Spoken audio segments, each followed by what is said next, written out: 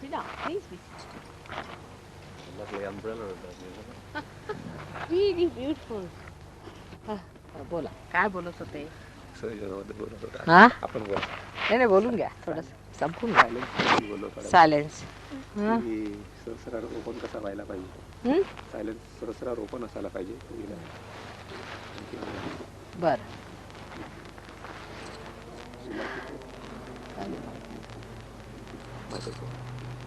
Hello. Sit down, sit down.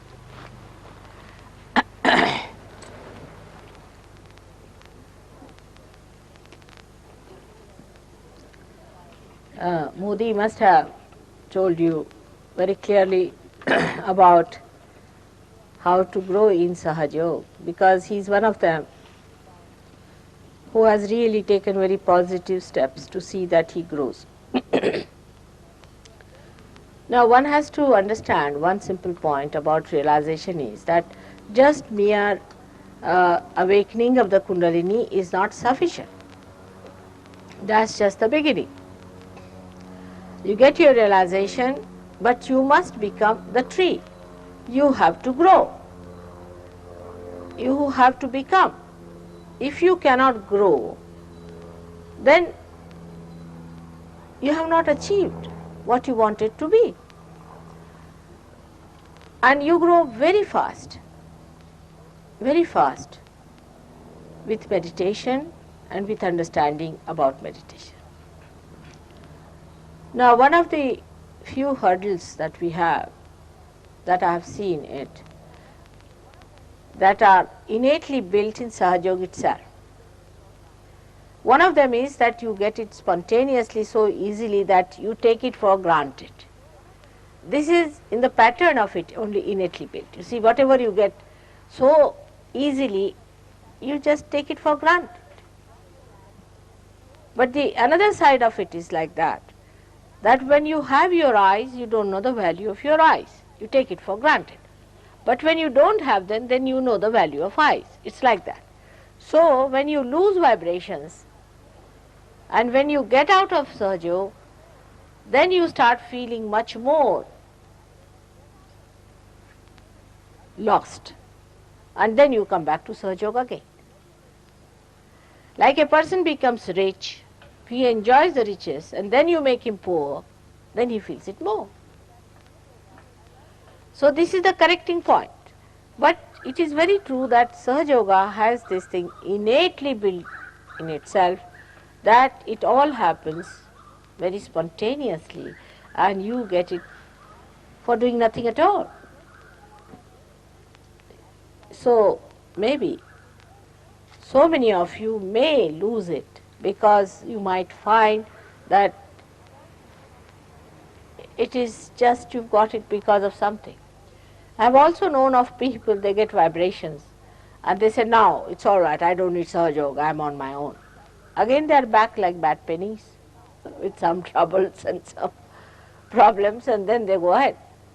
Now I would say that Modi is one of those first 12 people who got realization. After 2 years I worked on them, while you got realization in such a short time. 2 years I worked on 25 people, out of which 12 got realization. You can imagine, 2 years. As I told you, in London I worked on 6 people for 4 years to give them realization.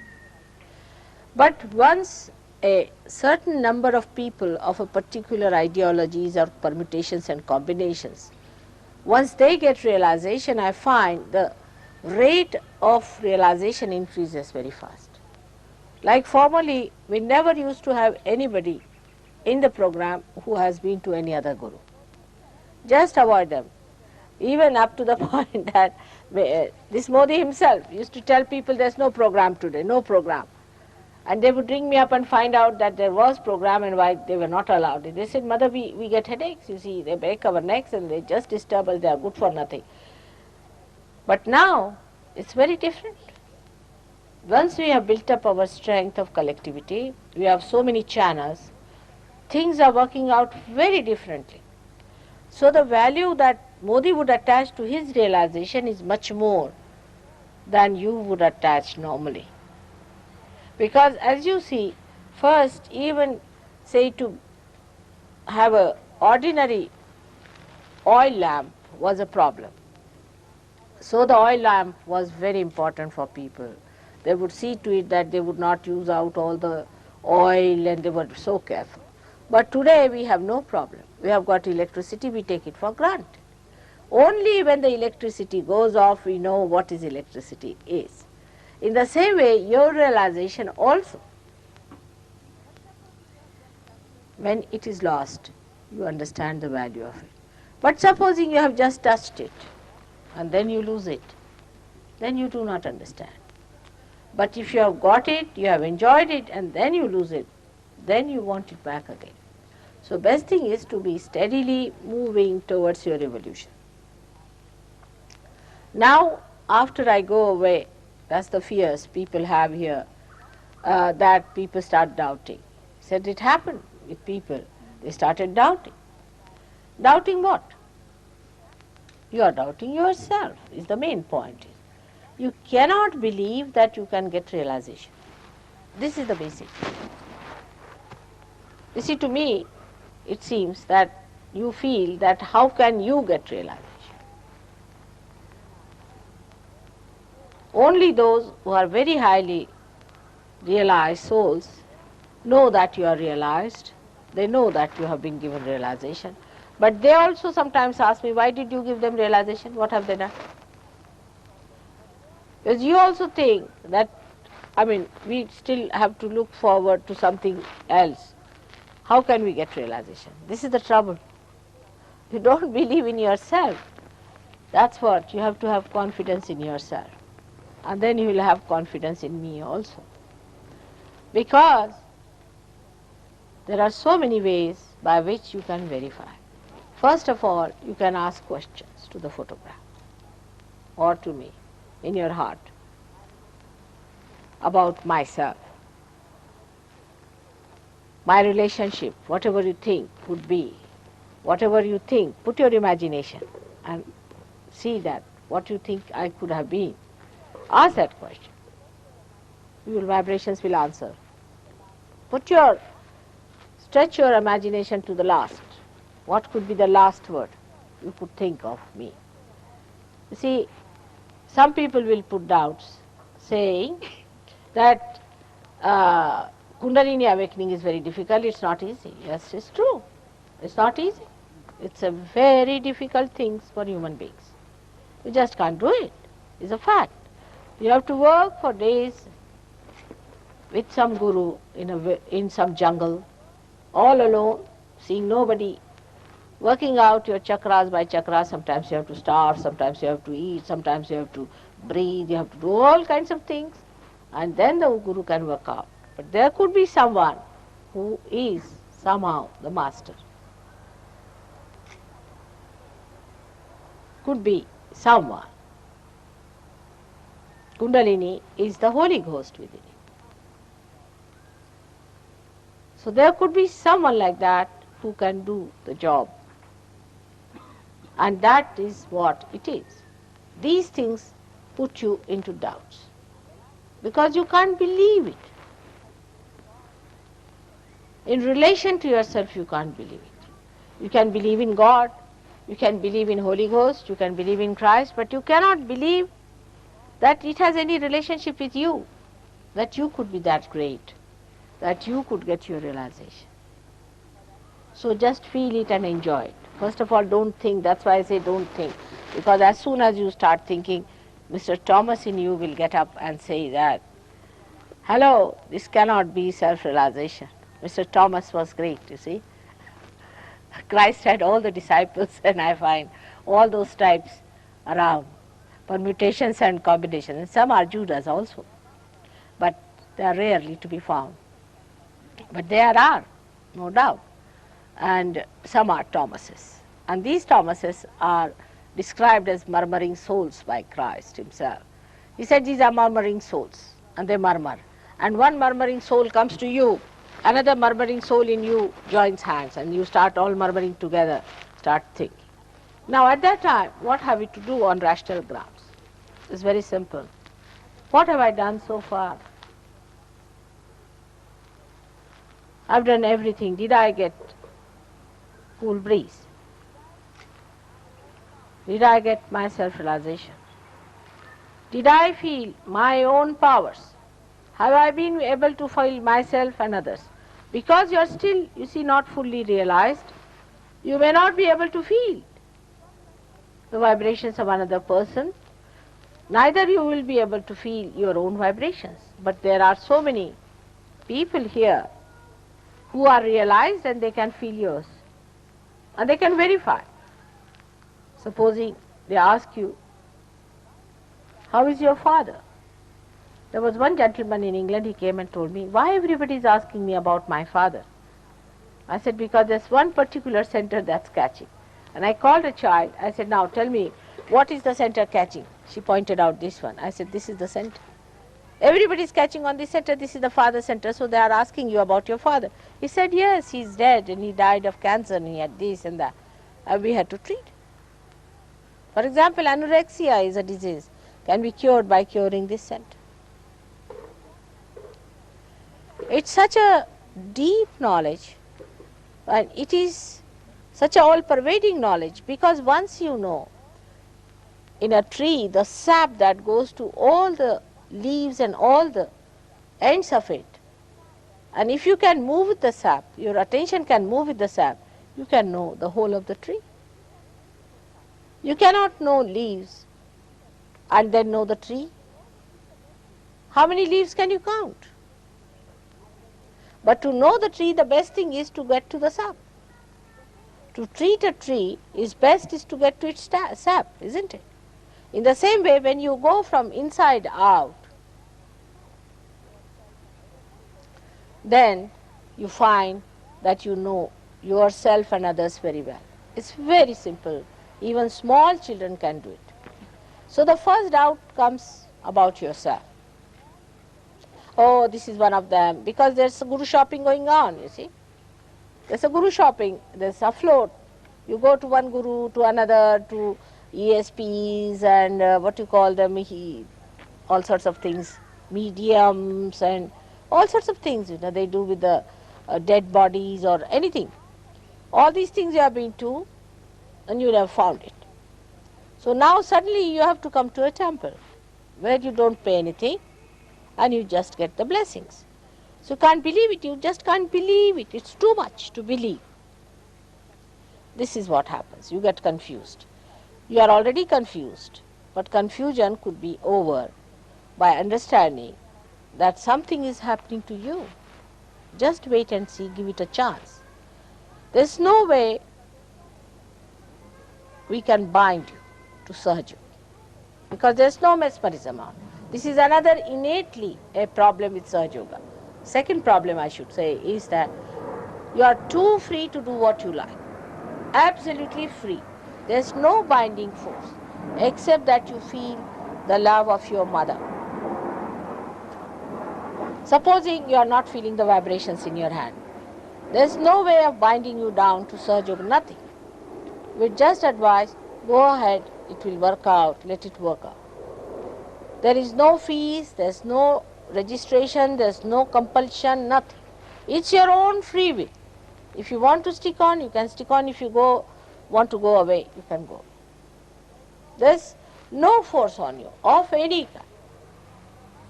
There's no registration of your names with some fees or anything. I mean, you are not bound to pay anything.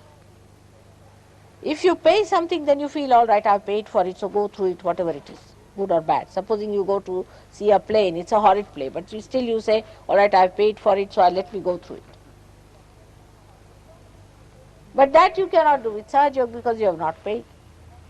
There's nobody who will force you down. Nobody will go on telephoning to you, come along, please come along, and all that. So the attitude has to be changed. It is I who has to gain.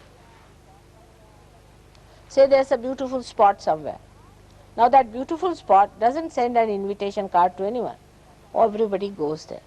But if you have not yet discovered the beauty of Sahaja in that way and have not enjoyed it fully, you will have to go again and see for yourself. It is a deliberation on your side, not on the side of the Sahajogis or Sahaja. It's not going to fall at your feet. That please come to Sahaja, please donate something, nothing of the kind. If you come, you are welcome. If you don't come, welcome. On the contrary, you will be surprised there's more rejection than acceptance in Sahaja. That's also innately built. I've seen some people who are very insincere type. They just go out of Sahaja like a tangent. There was a gentleman who was very troublesome to us in Bombay, and we didn't know what to do with him. And he just got transferred from there and we got rid of him. So you just go out of Sahaja like a tangent, and we are saved from the botheration. Because you must understand, if you have problems, if you are not all right, it's a problem for Sahajogis to correct. It's just the other way around. If you understand this, then you will understand the thing, what works out. For example, if I have to cure somebody, it's a problem for me and not the problem for the person who is sick. Now, if the tree has to grow, is the problem for the gardener, not for the tree. So the tree must see to it that it cooperates with the gardener and gets itself developed. If this understanding is developed that it is I who has to gain, it is I who has to go forward, mother has not to gain for me anything, she wants me to have all my powers manifested, she wants me to grow to it. If this attitude is developed, then you will work hard to grow and you will work it out. But on the contrary, you see, at the slightest pretext, if your ego stands up and says, why should I do this? To overcome this hurdle, you see, we have to build up certain stages. That's what Modi was telling you. That you first become thoughtlessly aware. See that silence is established. There are certain things that you do much later. Everybody is not allowed in there, because truth can be only borne by people who are strong enough to bear it. That's why I'm not going to tell you who am I till you reach a certain stage, because you cannot bear the light. That's what happened with Christ. They crucified him because they could not bear him. Human beings are like that. They can't even bear an incarnation of love. They can't even bear love. It's too much for them. Even if you give them too much love, they get upset. They get disturbed. They just can't bear it. So you have to build up yourself to come to a certain stage of understanding of SahajaYoga. It's a state which you achieve. It's a state. You are not to be certified by anyone or other, but it's a state where you will start giving realization to others. And the whole way you will be talking will be in a very different manner, as if you are completely detached. You will say it is going, it is coming. It happens. You will not say my mother must get, my father must get.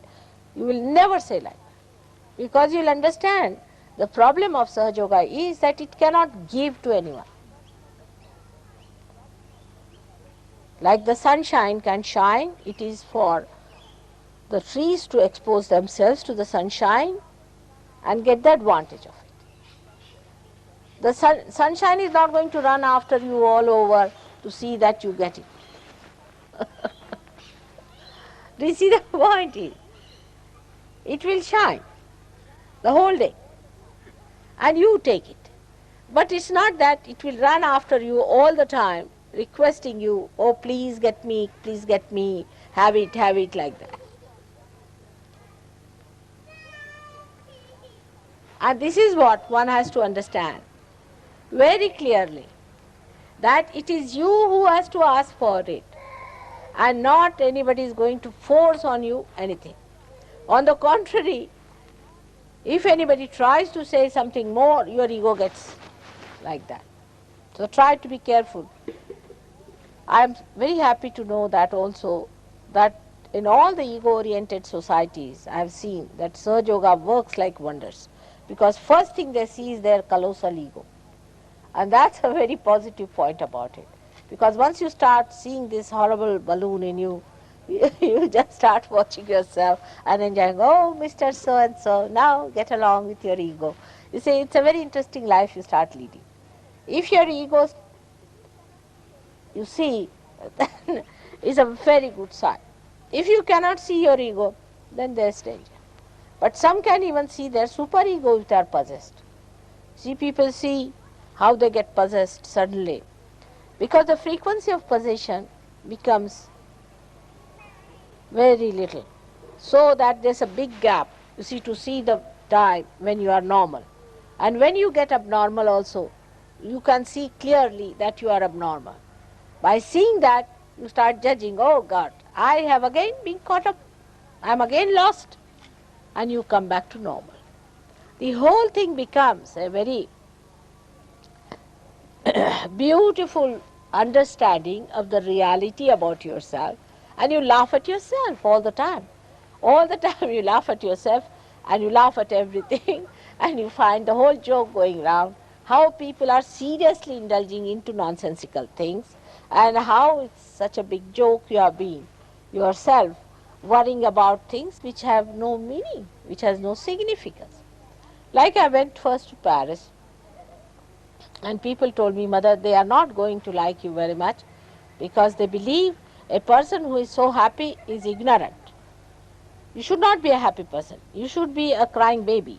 So they will believe you. They are all les miserables. You see, very unhappy people, extremely unhappy. And if you tell them you are a happy person, so they are going to be shocked at such a thing. I said, really, these les miserables, let me invalids, you see, let me do something about them. And I made them laugh so much at their miseries that they got all right. And they understood that the joy is just there. You have to just peep in your heart and you find the source of your joy. And then the whole thing vanishes into thin air. But it has to work. It has to happen. There is no quick way of doing it, in the sense that I say, all right, you give me 5 rupees or $5, Australian dollars, and you get it. No, no, no, no. You may give me any amount, it won't work out. It has not worked out with my own daughters. You will be surprised. I have never forced them, I have never asked them. I have only 2 daughters. They are not realized, I am not bothered. When they'll ask for it, they'll get it. But my 4 grandchildren are born realized. And one of the eldest ones one day very seriously said, as it is, you cannot commit mistakes, I know. But it would have been nice if you had given them realization when they were children. You see, this is what it is. That you cannot force these things on anyone. And you have to take a very detached view. You are a seeker, your mother and you are there, but they are not your responsibility. You can tell them about SahajaYoga. But if they are opposing you, better let them be alone, they will come round. When they will see the transformation within you, they will definitely come. So leave them alone. Don't bother your heads. Just leave them alone and you will be amazed that they will see you transforming so well and acting so well, and they will change themselves. And they will come to you and ask you, how are you so much changed and transformed? You see, proof of the pudding is in seeing the pudding up there changing people. And this transformation, you will be amazed coming into you. So suddenly that you will be amazed. But as I told you, that on the left side is a desire, or you can say the superego, the desire to do something. And the right side is the ego, which we try to sort of please and which feels happy, and the one by which we have ambitions. But in the center is the willpower to do things. And this willpower has to be increased by, I have to do it, I have to do it. First you'll feel tired because your left heart is weak, then I will tell you how to do it. They know how to raise your left heart if you are tired. See, most of the people these days are very tired people. They talk, they sit down, they can't, they are very tired, absolutely fagged out people. Morning till evening, what have you been doing? Nothing. Just sitting in the sun, you got tired. Just lazing out, you got tired. Why? Why did you get tired? Firstly, because you are not integrated, you are fighting within yourself. Your head is fighting your heart is fighting your liver. Secondly, you are thinking and wasting your energy.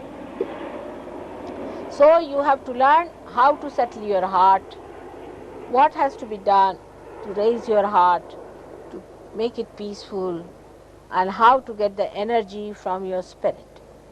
Once you start doing that, your tired feeling will go away. Then your aggressiveness also will decrease, and you will be amazed that you will just watch the whole thing. Neither you will aggress nor you will take aggression, and the whole reaction will be very different. Then everything has a meaning. Your feelings have a meaning. Supposing you have a feeling today for Poland, which is in trouble, all of you should ask just now, Mother, solve the problem of Poland, because I have no desires, you see, I am desireless. You have to ask. And it works. You will be amazed because your attention is enlightened now. It just works. You have to desire for it and it works. You have to work for it and it works. And so many miraculous things people will tell you, just believe them, that's all true. Money problem, solved because of Lakshmi Tattva being. Financial problem, solved. Social problem, solved. Family problem, solved. Because you are solved. See, in relation to you, everything seems problematic. When your problems are solved, everything is solved. It's so simple as that. We have to solve ourselves, and it is solved through the awakening of the Kundalini. Now I would like to have some questions from you, and then I would like you to go into groups with the SahajaYogis and talk to them on intimate level. And also you must tell me your problems. If you have any intimate problems, you can talk to me also. But best is to talk to each other. I would like Warren to also see to it that he organizes all these groups properly. But I would love to have some questions from you about SahajaYoga now. How can one, this I don't know about SahajaYoga, but how can one laugh at abortion? How can one laugh at abortion? He says he's looking at abortion. You're taking the view that it's bad. Well, how can one laugh? Well, how can one laugh at abortion? I'm not saying you have to. I said you are not to laugh, means you laugh at silly, stupid things, you see. But at abortion, as I can't understand, you see. This is a very funny situation in this country, as it is the birth rate is minus and you are having abortions. Does it exist in India, abortion? Not much. People don't like it at all. They hate it. And you know, the trouble is like this. You people are having no children, so we have to have the load on us. You see what to do? Nobody to be born here. They don't want to be born here because there's no love in the heart. See, when other day somebody told me about the doctors here, that some of them are butchers, I couldn't believe it. Because in India at least doctors are not butchers by any chance. I was surprised. This is because everything has become a butchery here, because the heart is covered with ego. There's no heart left. We have to raise the heart. That's important. Once you raise the heart, you see, you cannot stand all this nonsense. You know, why do you want to have abortions? I still can't understand. Madness. It actually affects the Swadhisthana chakra. Oh, it affects many chakras. I mean, there was someone I knew who always used to catch on right heart. I must tell you this. Very nice person, always on right heart. His father was a good man. Everything was fine. Asked him, how are you catching on right heart? He was not married. And when he came very close to me, then he confessed to me that I lived with a woman and she was going to have a baby and she went in for an abortion and I conceived. And since then I've been feeling very sad about the whole thing. But the whole view about life has to be changed. Then only you can avoid these things. You see, it is a symptom of a disease. It's not the disease itself. Abortion is not the disease, it's the symptom of a disease. Now what is the disease within us is that we have allowed our sex to be let loose completely.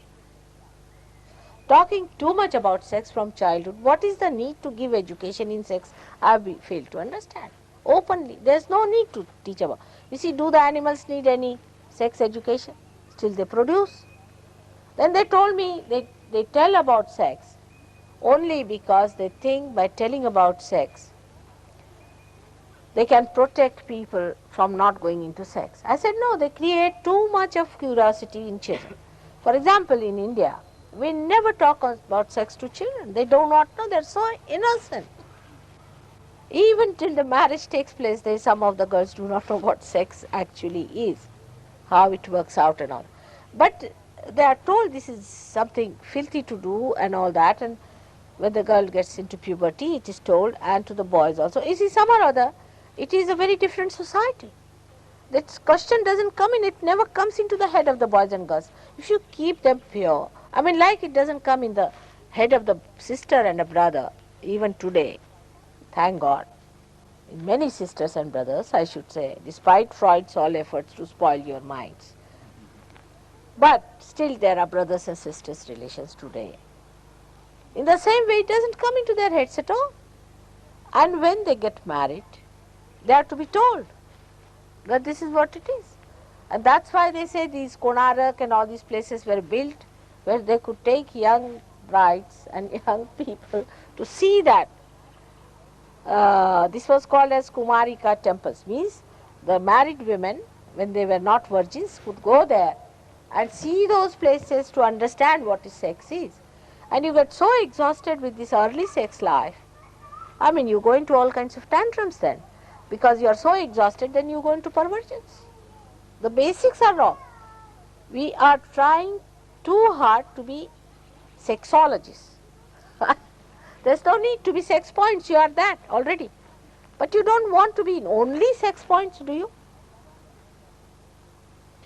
I don't know what makes you feel that is the end of every every endeavor. Everything should end up there. Maybe that advertisement and all this is coming to you too much because they think that by exploiting these things they will help you. But it's such a perverted thing. And on the other hand, would you swap your generative capacities for a radio? Huh? Would you swap your generative capacities for a radio? What's it? Would you swap your generative capacity, your capacity to reproduce and have sex, for a radio? For a radio? That's, Means what? oh, he's asking you whether it's a valuable thing to have, to be able to have sex. Is it valuable and has it a purpose? It has. It has a purpose to a point. Oh, I'm sorry. This is another point. He's supporting. He's talking about in India, where they give a transistor radio for sterilization. You know that where. That's what they tried. This is also, you see, Western ideas coming to India. Oh, they did all sorts just to sterilize them. Oh, that's how the lady lost her election. Her last election, she is now pulled her ears for that. See, they are all westernized people. You see, they try all these tricks. People don't like it. You see, there was a bridegroom who was. There's a bridegroom who went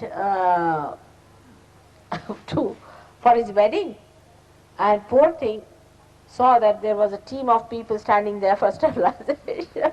So he jumped out of the bus and he disappeared forever. Nobody knows where he has disappeared. And they even sterilized people who were very old and who were not even married. You see, it was so funny. So indiscriminate. I think they were possessed by some bhoots, I don't know what to call them. You see, population is a problem in India. But what to do now? You should solve the problem. And there is something working out in a very funny way, I must tell you. I went to Colombia. I found lots of these Norwegians carrying Colombian children with them. And they looked so different, you know, Norwegian children, Norwegian people and these Colombian children. I asked them, why do you carry these children? Where are you carrying them? They said, we have adopted them. I said, but why don't you produce your own? That would be better, to produce your own. No, we don't want to go through the process of it. It's better to have ready-made. So the supply has started, I think, in all the developing countries to give you ready-made children. Isn't it funny? It's funny things going on. Instant babies. Excuse me, Mother. If a chakra is blocked and you bring the flow out of that chakra, link it with other chakras, couldn't you be indulging in undoing a karmic pattern in that person they have to go through? Very good idea, because I think Just you repeat people the question. is. I know the question is this, that he's saying that if you try to clean the chakras, you will be undoing the karmic cycle and all that. You see, this is a typical things that are being circulated in the West, you see. That you have your own karmas, you see, and we are the gurus. So you have to go through your karmas, you must suffer for your karmas. You see, like that is there. Now, this theory was all right before Christ came in, not after his coming. And why are they here then? Why are we paying them? For what? You better pickle them out. They are worth nothing because they just take money from you and we have to go through our karmas. They make you dance, jump, go into all kinds of things, put spirits in us and say you are suffering your karmas. Why should we suffer? Actually they should suffer for our karmas, minimum of minimum. No, Christ has done that for you. He has taken all his karmas, your karmas upon himself. He has made way for us. That's why you have to pass through him. Once you pass through him, through Agya Chakra, your karmas are sucked in by. That's your ego. It's the only ego that says you have done this wrong and that wrong. You see, an animal doesn't think that way. It thinks it's its own swabhava. It's the way it has to be. But it's only the human beings who think, I've done this wrong, I've done that wrong, I've done this good, that bad, because we have ego.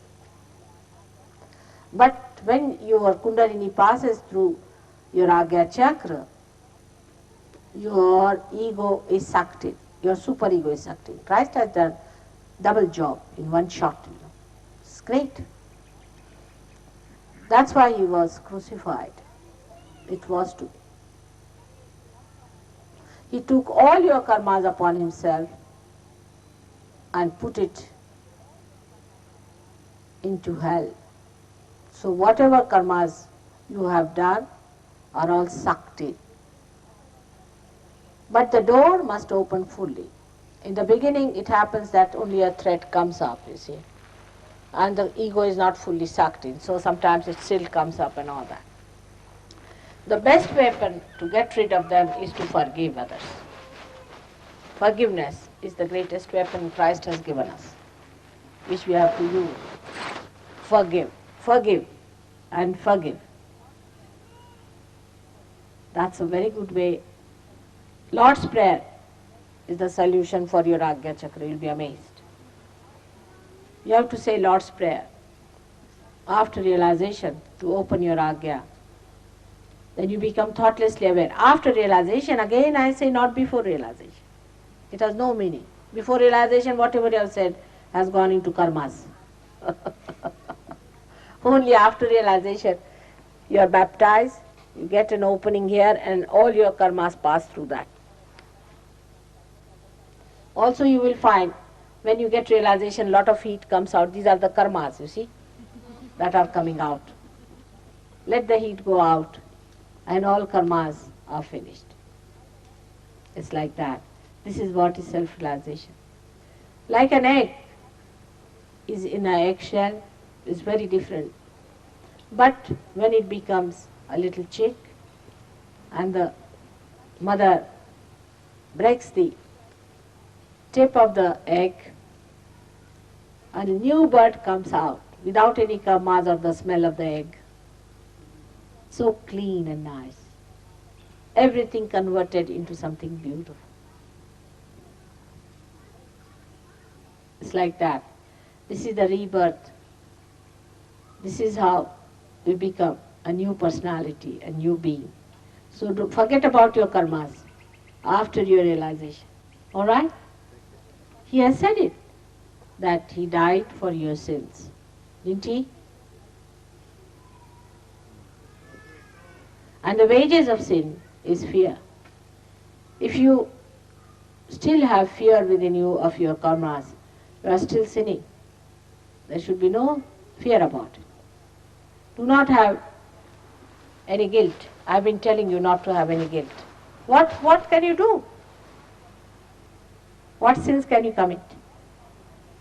Do not have any fears. This is very common, as I told you the other day, left Vishuddhi. I have to talk about it quite a lot. It's so common in Australia, in America, and in all the Western countries to feel guilty. Everything collapses there, and nobody can rise through the Agya because it collapses down here onto left Vishuddhi where you feel guilty. What are you feeling guilty about? And why did Christ come on this earth? You are just wasting his incarnation by feeling guilty yourself. He has taken all your guilt upon himself. What do you think he was? He was Omkara. He was Pranava. He was the word. He was that power. He is not attached to anything, but he can take away everything that you think is sin, because he is sinless. He is so pure, immaculate. Alright? Does that give you some hopes? Or still you are indulging into your own miseries? Anyone else? Talking about eggs earlier, what about diet? Can you give us some guidance on Diet, alright. This diet theory is also coming from some horrible Brahmins, you see. Don't listen to them. They are the greatest Rakshasas ever born on this earth. Means devils. Devils. Rakshasas are monsters, you see. They eat like hell, they eat such a lot, and they always tell you don't do this and don't do that. Don't eat sugar. You can eat anything you like, except for don't eat the meat of animals which are bigger than you. I mean, otherwise you'll develop muscles, see, which will have funny contours and things. Eat animals which are smaller than, is the point is. And if you eat those animals, they do not also have much sense of compassion and all that. It's all right. They are just like vegetable sort of things. So it doesn't matter. You don't kill them. They are killed in the machine and all that. You have to eat that, and you need it. You have to eat. But that doesn't mean that if you are vegetarians, you should become non-vegetarian. It doesn't mean that. Whatever you eat, you can eat. It's no eating is not going to change your spirit. Spirit doesn't eat. It does not.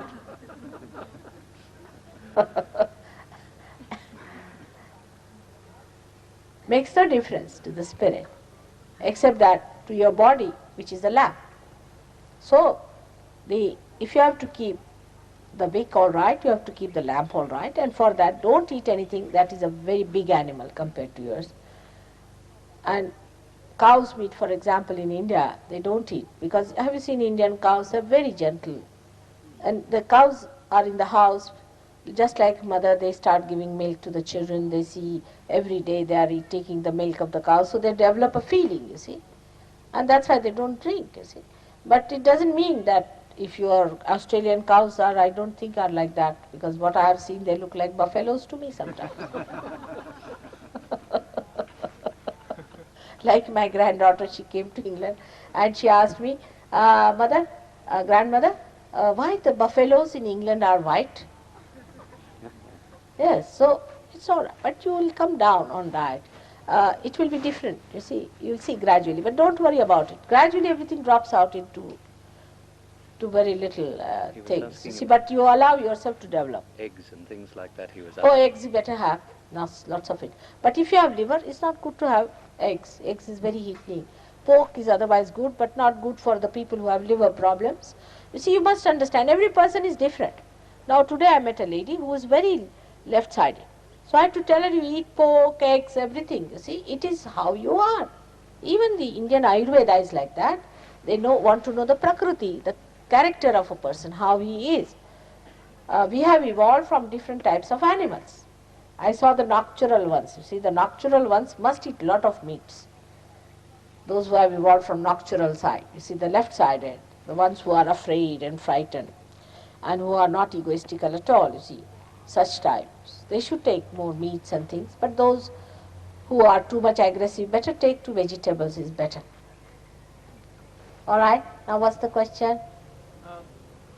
Does forgiveness stop the rich getting richer and the poor getting poorer? Sahaja. Does forgiveness stop the rich getting richer and the poor getting poorer? It does, absolutely. Absolutely. SahajaYoga is the thing that balances the society. Those who are poor become richer, and the rich understand that they must share. Willingly they start sharing their money. But you become really rich in a very miraculous manner. Now, there's a girl here, I would like her to tell you what happened to her. It's miraculous, but she's an Australian and she doesn't tell lies. You can see that very clearly, and she'll tell you what happened to her. Where is she gone?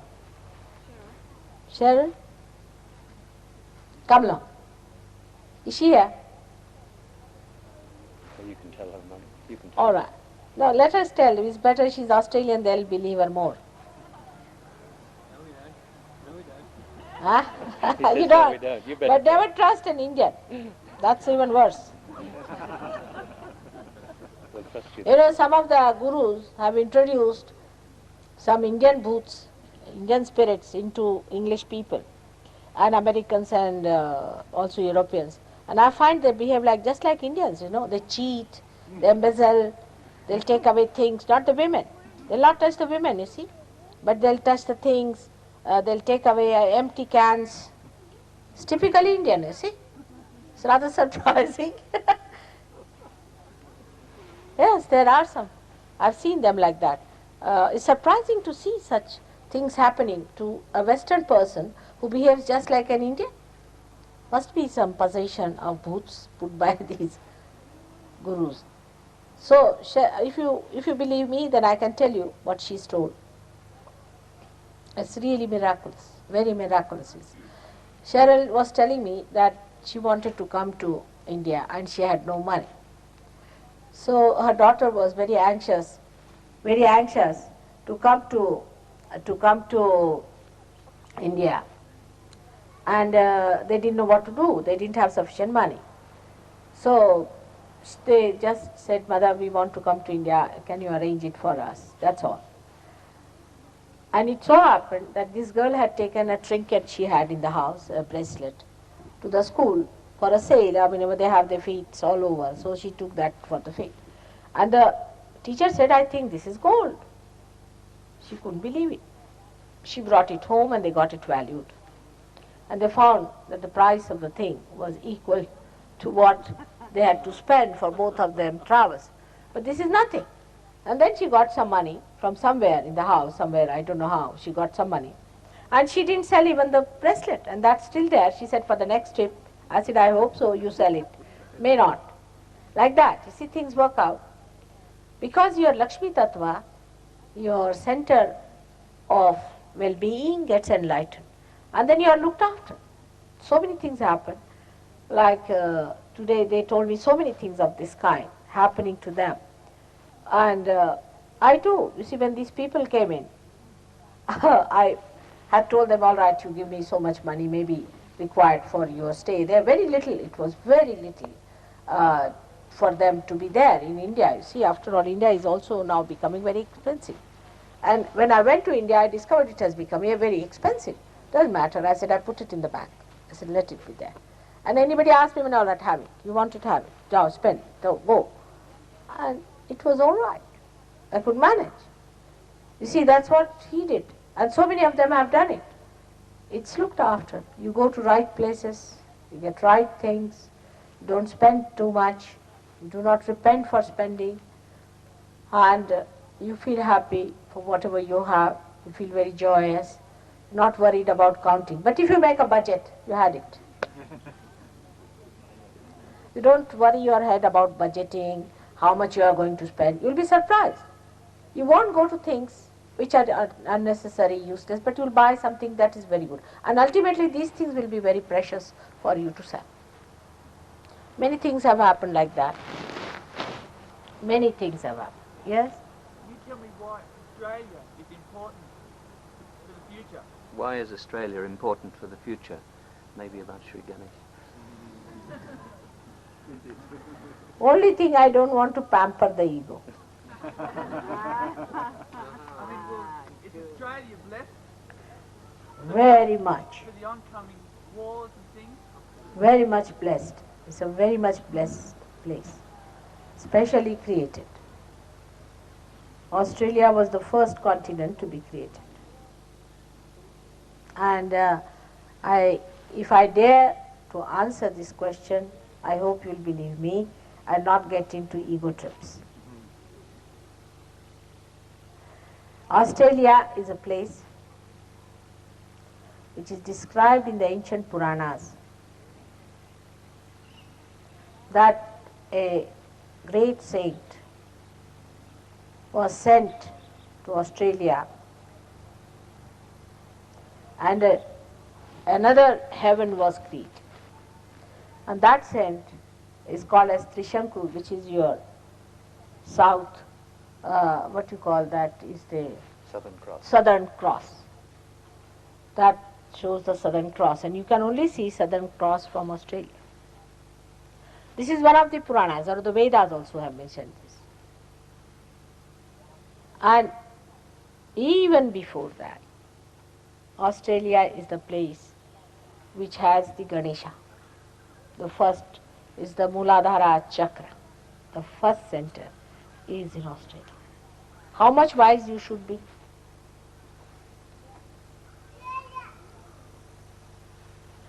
Did you hear me?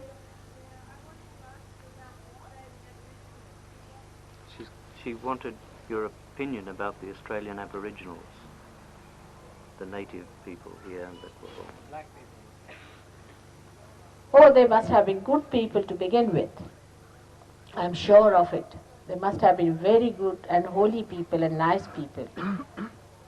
But I think later on they deviated because of too much jungles and things, They started feeling the fear of the nature too much.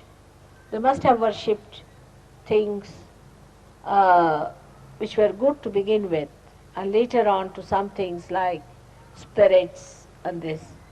Moreover, the dead bodies, the way they disposed of, must have been something wrong. So maybe they might have gone into a left-sided action, into primitive ways of exciting these bhoots and things, spirits and spiritualism and all that.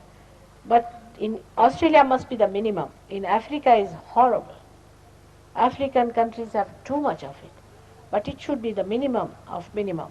Because you see, Ganesha's chakra is connected with the left side. You see, is more on the left side, isn't it? So also one can go drift more onto the left side. That's what it is. And even today I feel there's a kind of a lurking inferiority complex that works in Australians. They try to copy the West. There's nothing to copy there. They have nothing sensible. They have to learn from you. You see, this is a little inferiority complex we have, that all the best things are in the West. That's wrong. You are much better off in so many ways. At least you have not lost your moorings. So I would not pass a general remark about any community as such, but there is a possibility that they can come up very well too. I mean, they can get out of all that left-sidedness. In India also we have big communities in the south where people have lived with too much ritualism and all that, and have taken to left-sided behavior of attracting, spirits and this and that, and giving those talismans and all that. They've done all that. They are doing, like witchcraft and witch doctors and all that. They must be doing it. But it can be cured. There's no problem. As the West people are overdeveloped and very ego-oriented and right-sided. Both are extreme cases, but you can correct. The people who are left-sided, it's easier because they have to move forward. But it's difficult for ego-oriented to move backwards. But if we can do that there, why not here? So nothing is lost, and one should not worry too much about these things. Human beings are just the same. Everybody has Kundalini, finished. As long as you have Kundalini, I have no problem.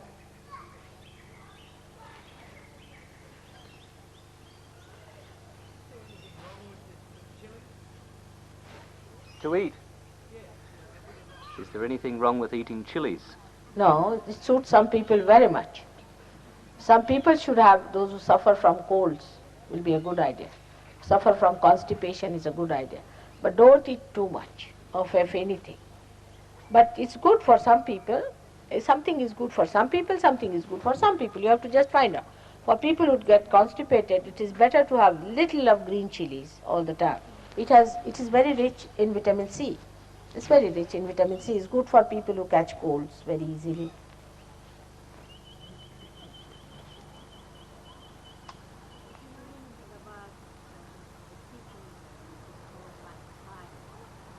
Do you know anything about the teaching called Mahikari?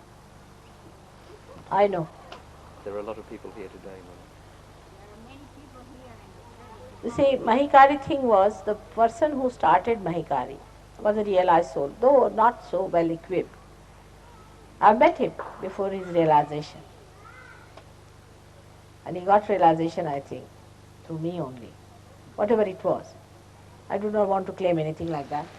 But only thing is, he was not equipped, well equipped. Like anybody who gets here realization starts doing something. And his daughter, I think, misled the people, because she's not a realized soul. She became very money oriented.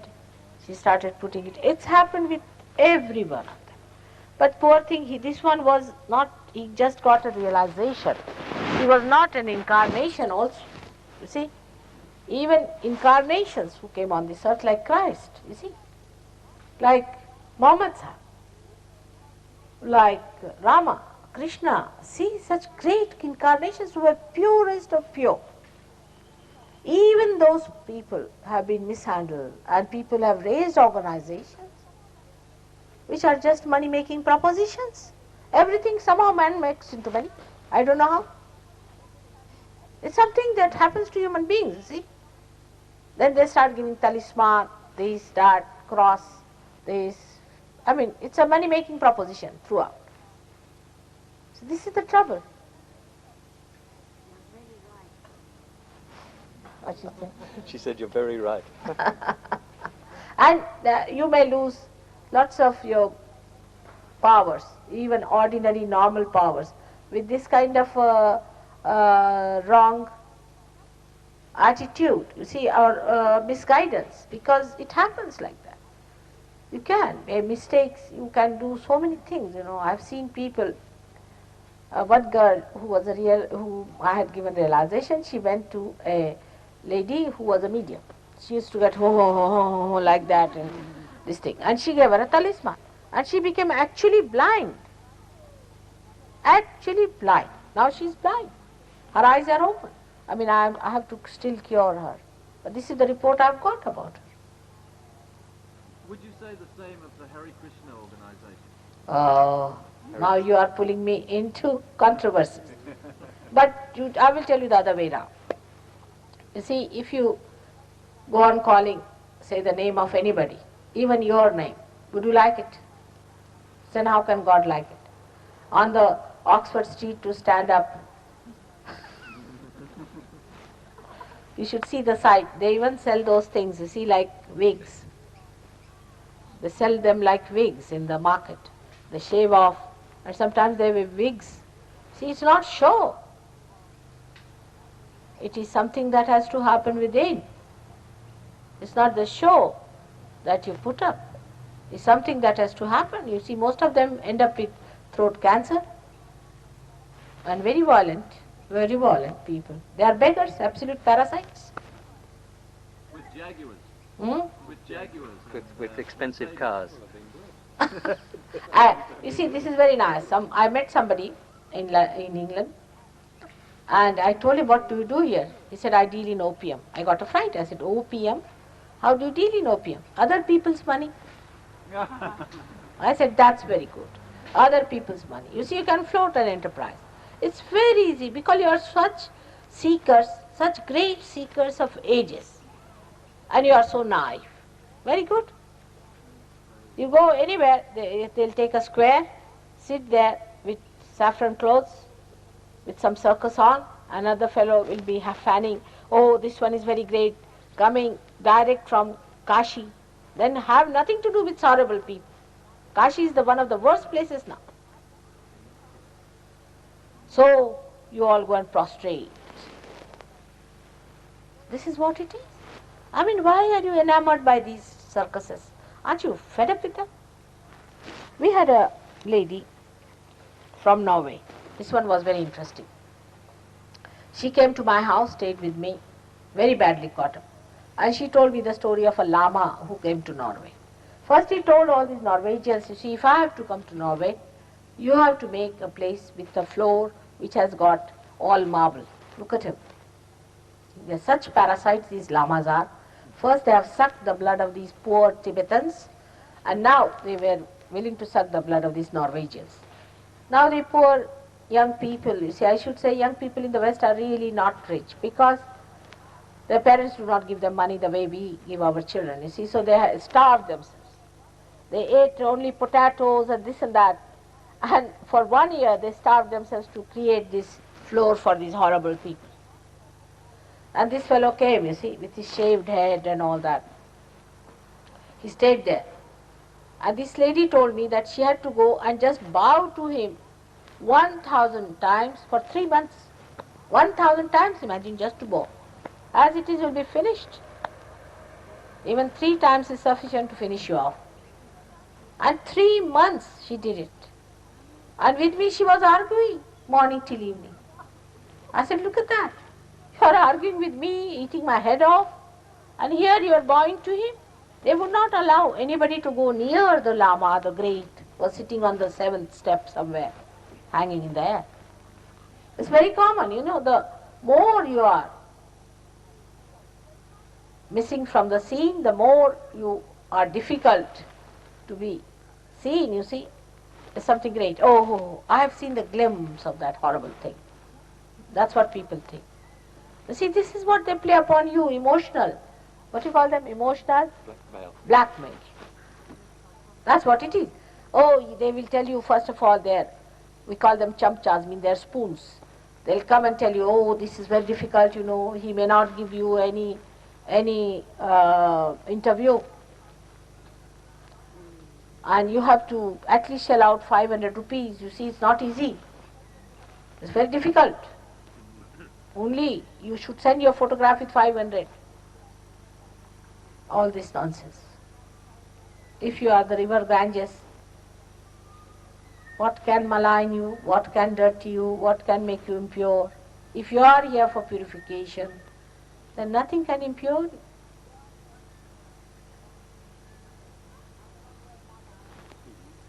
One, two, three, four. Now the one who has not asked at all should ask. Yes, yes. It seems that over the years we have lost these powers of belief in ourselves. I think at one stage, like in the Egyptian era, that we had these powers. We believed totally in ourselves, and we were a whole piece. We didn't need to cling to each other, or we didn't need to rely on each other so much. You know? And I just wondered how we've lost these powers. Is it because the population is so big and because we have to cling together in cities? The question is concerning the loss of powers within ourselves. Perhaps back in the days of Egypt, we had those powers. we seem to have lost our power to believe in ourselves. I don't know even if that time you had those powers very much. But Egyptians indulged more on the ego side. You see, those who were rulers. And the slaves were on the left-hand side too much because they obeyed the rulers, you see. So the sensitivity came to them from spirits, not directly from themselves. And some of them were really very realized souls. And you'll be amazed. If these extreme cases are there, they understand an incarnation better.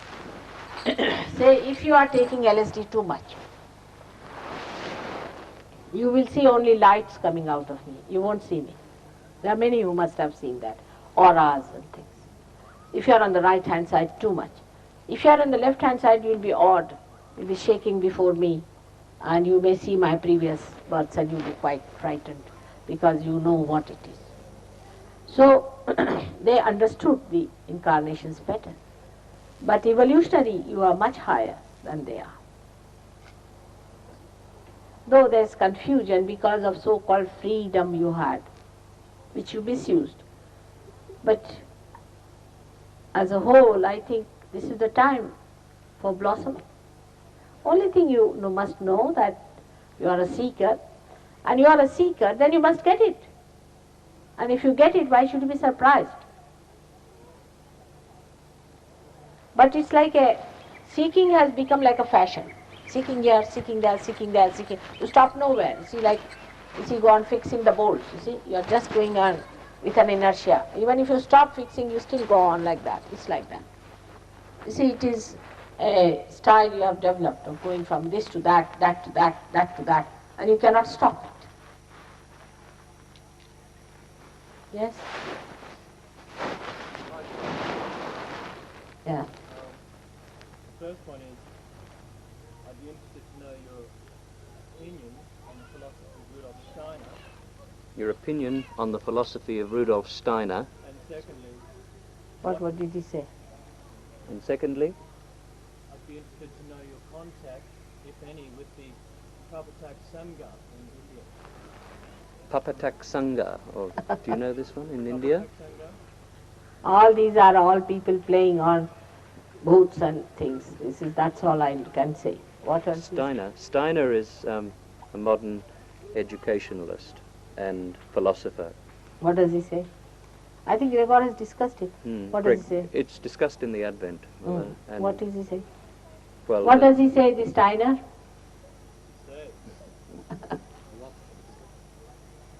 Oh, a million words. A million words. Words and words and words. No, many good books. Acha? What does he say? his vibrations are very good, Mother. Might be a realized soul, but what does he say? I couldn't give you an example. I wouldn't want to just give you an example.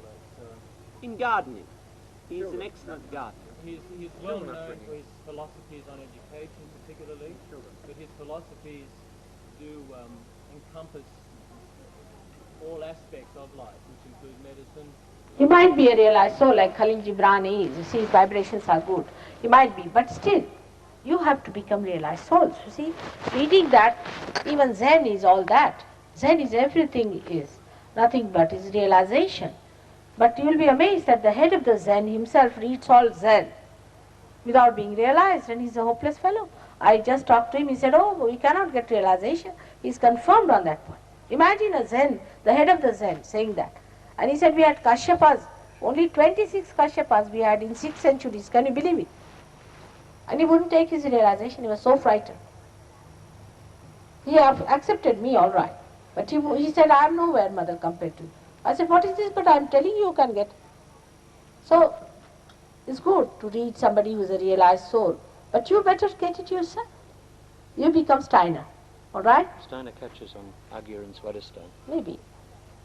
What I am saying, you become a realized soul, and you can write about your own experiences. Yes, please.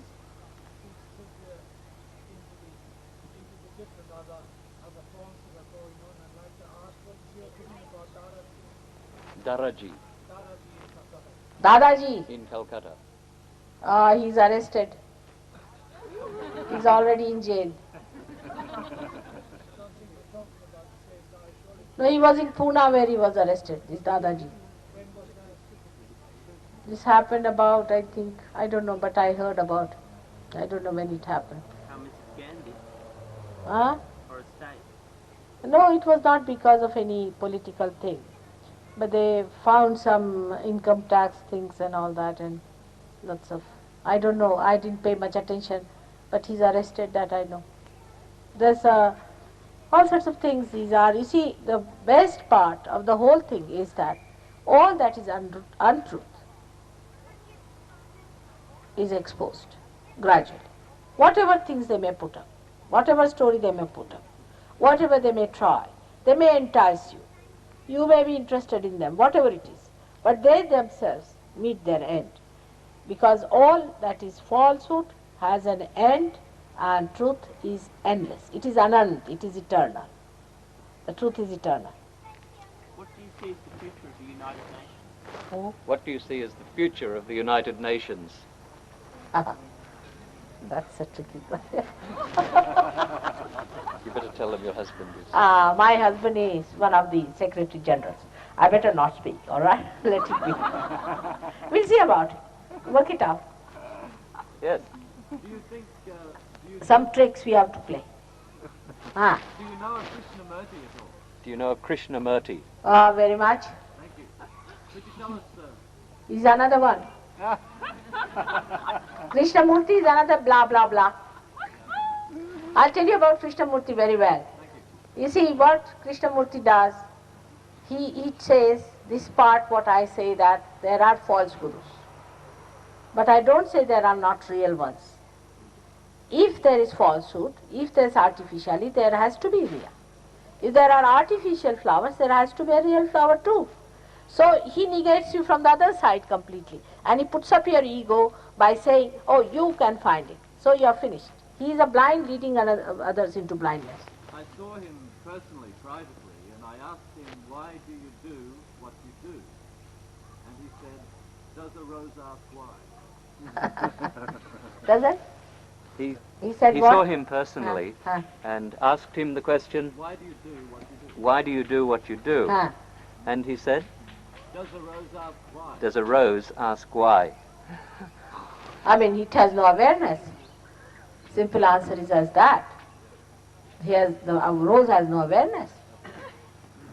By any chance, he is not a rose. He is just thorns. That's what I know. Those who have come from him have had very bad time, I must tell you. You see, they are really so depressed and so horrid. We had one architect, I mean, his life was finished. So many of them I've met. Horrible, they're very argumentative. The best example I'll give you about this, because you have brought forth. There was a fellow who came to see me. He's the grandson of his guru. His guru was, who was his guru? Krishnamurti. No, not Krishnamurti, another one. This Dadaji. Yogananda? No, Yogananda. Yogananda, the Kriya Yogis. See? He was the grandson of the Dadaji or something. No, Dadaji, not something. Babaji. All Dadajis and Babajis are there. This Babaji, his grandson. You see, his Yogananda's guru was somebody else, and he was the son of this fellow, but the grandson of his guru. So the great grandson of Babaji. So the whole family was Kriya. And he did all the Kriya Yoga and everything he did. He went there and this. And he got so frightened, one day he happened to see this Krishnamurti, that there should be no, he said, no Kriya and all that, you see, and that you are your own guru and this and that. So he said, oh God, what have I been doing? So he gave up Kriya Yoga and he came to Mr. Krishnamurti. He said, I became such an expert that I spoke better than Krishnamurti could. And everybody was surprised. They said, the second Krishnamurti is coming out. I ran away from there. I said, now this is another thing that is happening to me. And he came to me. You'll be amazed, I have not been able to give him realization till today. I must tell you this. This he comes to me still often, very often he comes to me. I have not yet given him realization. Imagine the grandson of this Babaji has to bear, I don't know what things, poor things has been done to him. I'm very sorry for him. Do you know of Rajneesh? I don't know. Ah, Lord, brilliant. he's the another horrible one. I mean, why do you need a guru for such a thing? You are masters. He's a fool. He doesn't know compared to what you know. But you see what you thought of, that inside you are human beings. So feel guilty that we talk of sex with animals, sex with this, that.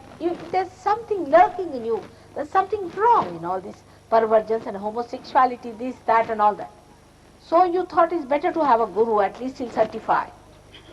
But he is going to make you take 2 running jumps to go to hell, I tell you. Because he'll be just there and he talks that you'll go to bottomless pit. In the Bible, the bottomless pit is the hell. He is very honest in a way. He says so. He said you'll go to bottomless pit. He has criticized Christ to such an extent that he says that Christ had bad relation with his own mother. Oh, to that extent. He said about Muhammad having bad relation with his daughter. All sorts of things he is talking. And people publish it. He's getting such a publicity. He pays money to people that they write against me. He's doing all kinds of things, and Indians don't like him at all, at all. They hate him. They want him to get out. But he's so localized, he cannot smell a flower. And he calls himself Bhagwan, means God. In the book, you see, anywhere you read any Indian book where they have described God, if the names of God, there are 1,000 names, supposing, of Vishnu or of the goddess or anything. At least 15 or 20 of them are that they are fond of flowers, they are fond of fragrance, they are fragrant, that they are fond of kamalas, they are champa, they are fond of this, that. All this is there, and this fellow cannot see. If you show a flower to him, he'll run away. He cannot bear to have any incense being burnt anywhere. When you go there, they see, and you can only put phenyl to go and see him. I think he's a bathroom cleaner, that's what he is. The way he is so much afraid. I don't know what he likes, the bathroom smell. And he does all dirty things, very dirty fellow. He's filthy. I don't want to tell you what he does, but I know what he does. That's my thing.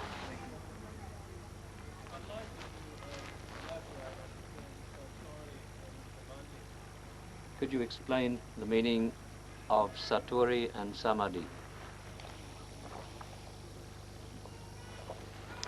That's Zen. You see, Zen Satori is the same as Samadhi, but it's you see the Zen were, as I told you, in 6 centuries were 26. And whatever they wrote, people never understood, you see.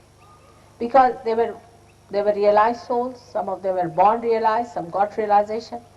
Now even when you will talk, people won't understand you. It's a very surprising thing. But it happens like that, because your language changes. Now they call it Satori, is a Samadhi. But it's not so clearly given. They could not explain so clearly about it, not talk to people. It's not so clear cut. Now in our SahajaYoga, we have first of all Nirvichar Samadhi. Samadhi means, Dhi means awareness. And Samadhi means enlightened awareness. Nirvichar means thoughtless. Thoughtless, enlightened awareness is first thing. It's clear. SahajaYoga is very clear cut, practical, every word of it. You see it so clearly. There's no vagueness about it. Even you'll understand Bible better, Zen better, everything better if you know SahajaYoga, because your eyes are open to it, alright? So the first thing is Nirvichar Samadhi. With Nirvichar Samadhi, when it crosses your Agya Chakra, you get Nirvichar. Means when your ego is pulled out. With that, you get powers. Like you see, if you become a deputy governor, you get powers. If you become a governor, you get powers. The first power you get is curative powers.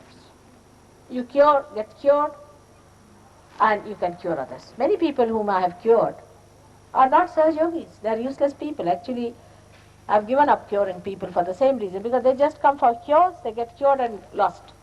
What's this of curing people who are not going to give the light? You see, you don't repair lights which are not going to work out. So it's a horrible stuff, you see, curing people, but you do cure.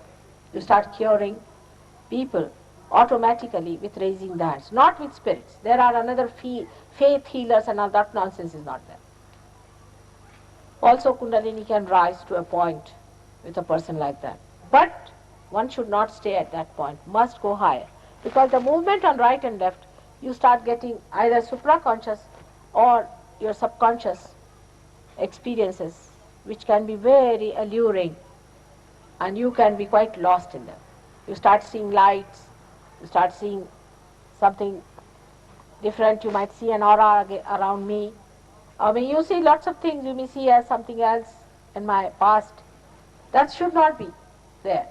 You should forget about it. You have to go to the airport to catch the plane, isn't it? So don't see all the things around. It's all not wanted. Many people get lost at that point when they stop at Agya. If you have concentrated here, this can happen more because this is broken. Or if you have had this third eye business and all that, then you may go to the side. It can be quite dangerous. You see, if you use these your samadhi for some sort of a sensation. So you should not. I mean, all wise people should not use this movement at all. As far as possible, say, no, we don't want to see that. We don't want to have any supraconscious sensation and all that. Then you rise higher. And then you try to feel your silence in the limbic area. And you have to feel your vibrations coming out from your head. It is the vibrations when they are flowing, that's the best stage, when you have pierced through your Brahmarandra. So the second stage starts from Nirvikal Samadhi growing into, which many of the Sahajogis have achieved in Australia, is called as Nirvikalpa, where there is no doubts. You have no doubts left about Sahaja, you have no doubts left about yourself. It's a state. It's not that by mentally or rationally, but it's a state where you see it so clearly. It is white is white. You don't have to doubt that whether my eyes are showing white or black. You see, that state is reached, is called as Nirvikalpa, where there's no vikalpa. You just go move steadily, and that's the best stage where you really grow faster because you are so steady, and that stage must be achieved. So try to achieve that stage through negating things. By saying, not this, not this, not. And you reach that stage. It's very clearly given. You see, the trouble is, so many of these books, which are so great, are never translated. People do not know about them. Now after coming to SahajaYoga, you will be exposed to them and you will see what truths there are and how SahajaYoga verifies it and proves it. What impact or influence do you have on people who live with you who don't practice anything like that or believe in anything like that? What did he say? What influence are you likely to have on people who live with you who are not realized? What does a realized soul have in the way of influence on those around him and his environment? Oh, I see. You see, if you have stones and if you have living trees, stones do not receive anything from the sun, but the leaves receive something, isn't it? They have more sensitivity. That's the difference.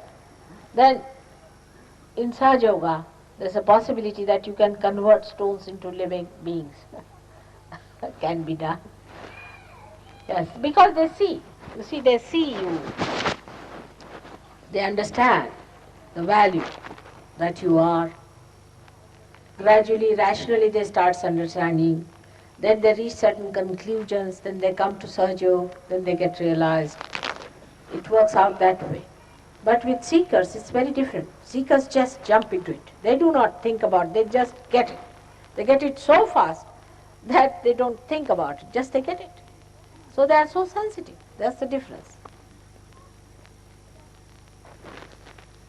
Can we help our loved ones who do not want to listen to any spiritual teaching? Can we help them when we talk Sahaja Yoga? Can we help our loved ones who do not want to listen to anything particularly about SahajaYoga? You see, there's nobody else that you help someone. They are all within yourself. On the contrary, I would say better have them together who are Sahajogis. Because those who are not will trouble you. It will be a problem. Leave them alone. They'll be all right. They'll come round. Let them come on their own. You cannot force them. They are loved ones. You'll change your now priorities. You will understand that those who are really loved ones are not really your brothers and sisters. As Christ has said, Who are my brothers and sisters? We have to ask that question. Because you speak another language. You are a different person. Not that you give them up. But they exist. But they haven't got your awareness. So it's a different thing altogether. But you help them in a way. Gradually they see you. But if you force them, they'll run away. No use forcing or telling them anything about it. But you show your satisfaction and happiness and your growth, and others get impressed by it, and they just come to you.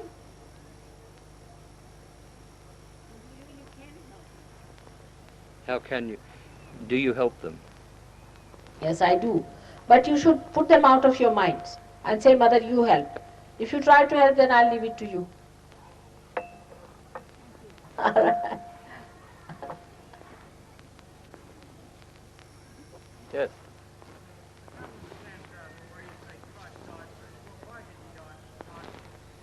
He can't understand why you say Christ died for us. Why did he die for us? What else could he have done with the stupid people? They crucified him. He didn't say, you come and crucify me, did he?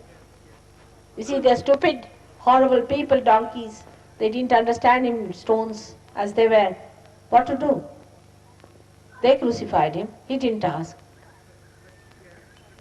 But when he was crucified, the sins that they committed in crucifying him were to be forgiven. That's what it is. He was, what did he do? You see, he died because of you, because people like you only crucified him. You represent them. When you are realized, then you are different people. Then you are resurrected. His message was resurrection, not crucifixion. But that shows the stupidity of these people, isn't it? I mean, you may do that again. I can't say. There are people. Yes.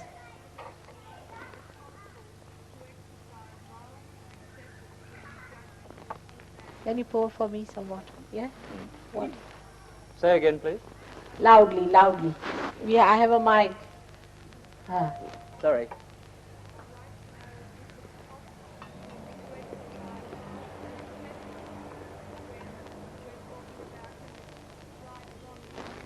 Is it possible to exercise love and acceptance when, as she says, you're judging people as to whether they're right or wrong? We're using vibrations. We're using vibrations. I'm not judging, you are judging. Because when you get your vibrations, you start judging yourself. You see, I'm not judging. It's only your own judgment. It's your own judgment. Are you getting your cool breeze in the hand? No? Then let it happen. I'm not judging you. It's you are judging it yourself. Alright? Then you will know yourself. Just now you are judging that you are not getting vibrations. Is it true that Indira Gandhi is worshipped as a goddess in India? Oh, don't. That's all political stunts. That's useless. That's You useless. see, Indian people are like that. Yes. I'm not satisfied with the answer to the lady's question, and I don't think the question was relayed accurately to you. What did she say? What she was asking is, can you express love with people who ask you? Ask me. No. Can you exercise love Huh. right, when you are talking about or to people who ask you and people who don't understand? Is that what you mean? That's Is that what you meant? Is that right? You are confused, you come here.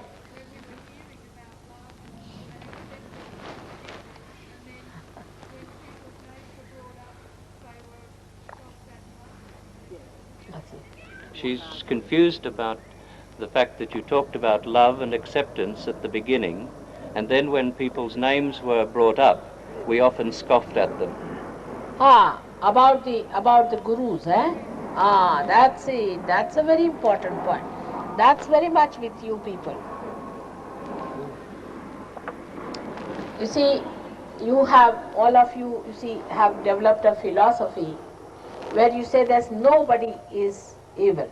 Everything is fine. This is a very good philosophy to work with because you also fit into the thing. that nothing is evil about you also, isn't it? It happens like that.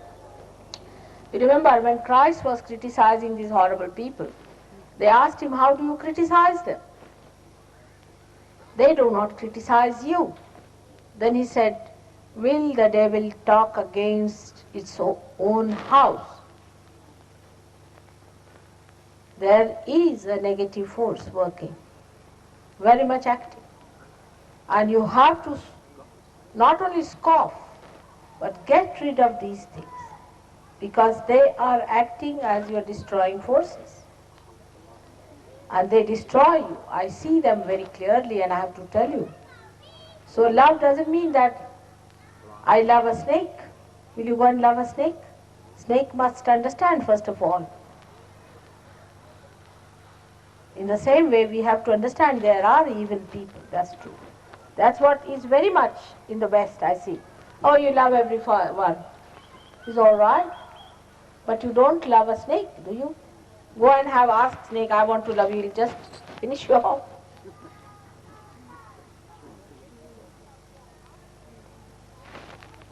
So many of you are harmed so much by these people, and I have to cure you. Don't know, I have to go through such a lot of work to cure you when you are affected by these people. You don't know how much I work.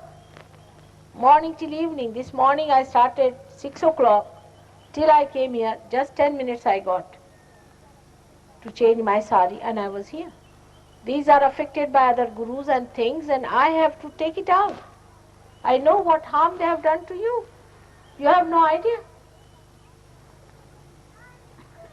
Mother, I want to know, what are your objections to chanting, singing the Holy Scriptures? What are your objections to chanting and singing the Holy Scriptures? Not at all. Who told you I am? I have none. But you must understand that without understanding what chanting is needed, it's like a medicine. Chanting is a mantra. Mantra means a thing that acts as a sound to correct a particular thing within you. Alright? It's, you can say, sound therapy it is. Alright? Now you have to know what medicine is needed for which chakra. Also you must know where is the problem with you or with anybody else. I mean, it would be chanting at random means some sort of indiscriminate drinking of all the medicines, you see. Taking all the medicine bottles into your stomachs, emptying them without understanding. We do chant, but we know where to chant what. You see, not indiscriminate just like that. And it's very dangerous because when you go on chanting, say Rama's name or Krishna's name. Now Krishna's name, Krishna is here. If your Kundalini has not reached there up to this point, if you take Krishna's name, it's very, very annoying for Krishna himself, and he recedes, sleeps off, he freezes sometimes. And by that you develop problems of the chakras, and sometimes you develop throat cancer. It's very serious. So first you must know where is your Kundalini, where it has gone, where it has stopped. Then you should know what is the problem. Then you must know what exactly the chanting is to be used, alright? And then cure that part. You see, so it's a big science which has to be understood in SahajaYoga. It's not at random. You are suffering from whatever trouble you are suffering from. You must know first of all. See, many people who are Christians catch on Agya, I told you. They do. Because it's unauthorized. Christ, we treat him as if, I don't know what, as some passion fruit hanging in the tree. Do we know who he is? There is a protocol, great protocol. Even Brahma, Vishnu, Mahesh could not reach him. So for us, because we think we are born among Christian families, and because the church has given us a certificate so-called, do you think we are authorized to chant his name all the time and trouble him? And what do we ask? Do we ask for our spirits? Do we ask we give our realization? Do we ask that we are to be born again? No. What do we ask? Something nonsensical.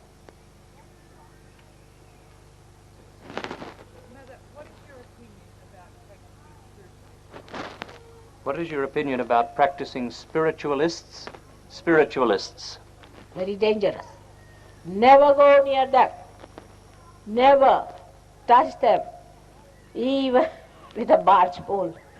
Horrible things they are. You see, it is very simple to understand that if you get connected with any area whatsoever, if somebody is connected with that area, you are exposed to that. And there can be any indiscriminate aggression on you from that area. You would not know who is coming on you, so never go near them. Maybe you want to talk to your father, say, who is dead. You want to talk to him. Why? Release him, free him. Why do you want to talk to him? Now let him be alone. Let him decide for himself what he wants to do. Why do you want him to hang around? It's too much. It's too much of a load. Then you want to, when you use some medium for that, you do not know, you might get somebody else. It's very dangerous for your children also. So many children have died with this kind of a thing. How many you develop? Especially cancer. This multiple sclerosis or anything like that. All these come from spiritualists. These are all spiritualists. These gurus are spiritualists only. They believe in spirits, they handle the spirits. Their working out is a very dangerous thing. I may be able to tell you sometime how they work it out and how they master it. It's very dangerous.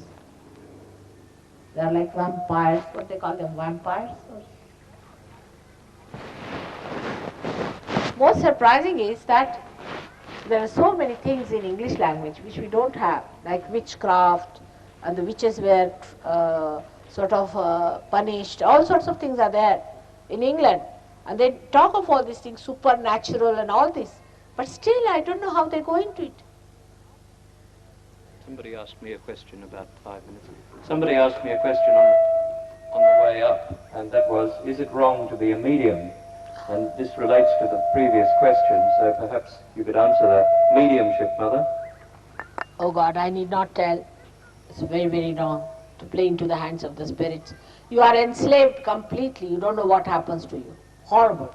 It creates problems. Absolute. You are an abnormal personality. Never do it. It's sinful. It's sinful. If you accept my words, really it's horrible. Never do that.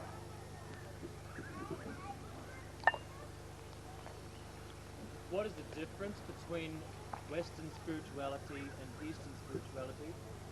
What is the difference between Western spirituality and Eastern spirituality? Now the word spirituality means the spiritualist, you mean? No. No. Philosophy. It's just the same. Spirit is just the same. It's universal. There is no difference at all. I do not find any. I'm not talking about the spirit. I'm talking about spirituality. Spirituality means the spirit. That is the Atma.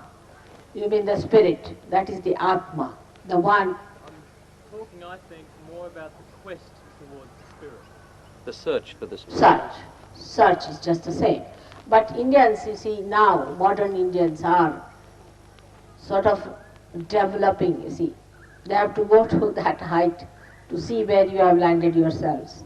See, they can short circuit. They can short circuit if they want. But if they want, they may have to go to various types of problems you had with affluence, and they may come back. But it's better to short circuit it, I tell them. While yours is a problem so easy, because you have discovered now that matter is not sufficient. Matter doesn't give us joy. No use running after matter. But still some of them are running after sex, you see, and all that. They have to finish another circuit. Once they are over with that also, then things would be better. But in all this kind of a quest, you have lost something definitely, no doubt. Going through the matter, going through the sex, and going through the power, all these trips, you see, you have lost something which requires correction.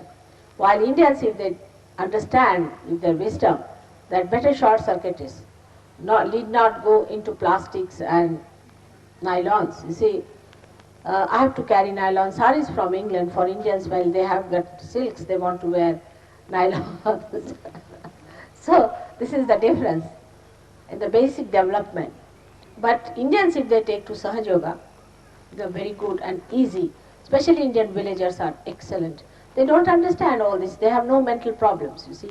I don't have to discuss with them all these things. They have not gone into all this nonsense. So they suddenly become beautiful fruits, that's all. So this is a difference of little degrees, I would say, that you have gone to the other extreme and they still have to move to that extreme, or they may finish off and we can achieve results. But your quest is much ardent, very sincere and true. One more thing I always felt, and today also I feel, that really some great souls are born in the West. That's why this is such a sincere desire. They are very sincere people in their desire. Indians, first they come to me for curing, if not for curing, for getting children, if not for that, for jobs, for money, all sorts of things they come up. Or they'll say, my mother is sick, my father is sick, my brother is this, all this goes on. But I have met many, many seekers in the West who just want realization. Very beautiful people, no doubt. But you have lost something in your seeking, no doubt. Doesn't matter. Kundalini is that ardent desire within you which works it out. Excuse me. It seems to me that the simpler life we lead, the much easier it is on us. We have what we call free speech, and the more that we think and the more we read, the more confused we become, and that's where our sicknesses and illnesses come from. I agree. That's what. It seems as though the simpler the life we lead, the better we are. We get away from thinking and so on. It's a good idea of simplicity, but you must understand that also very clearly, because we had somebody who was a hippie, I should say. He was a real hippie, such big grown, he'd have grown hair up to this much and all that. He came to me and scarcely wearing anything in that horrible English cold, you see. I said, now what are you doing to yourself? Why don't you clad yourself properly into proper clothes and better cover yourself? And I was really, didn't understand it. So I said, you are not living in Africa. Why are you dressed up like this? It's like a primitive dress. He said, I want to be primitive. I said, you cannot be by dressing up. Your brain is so overdeveloped. How can you be primitive? You see, by dressing up something, do you become that?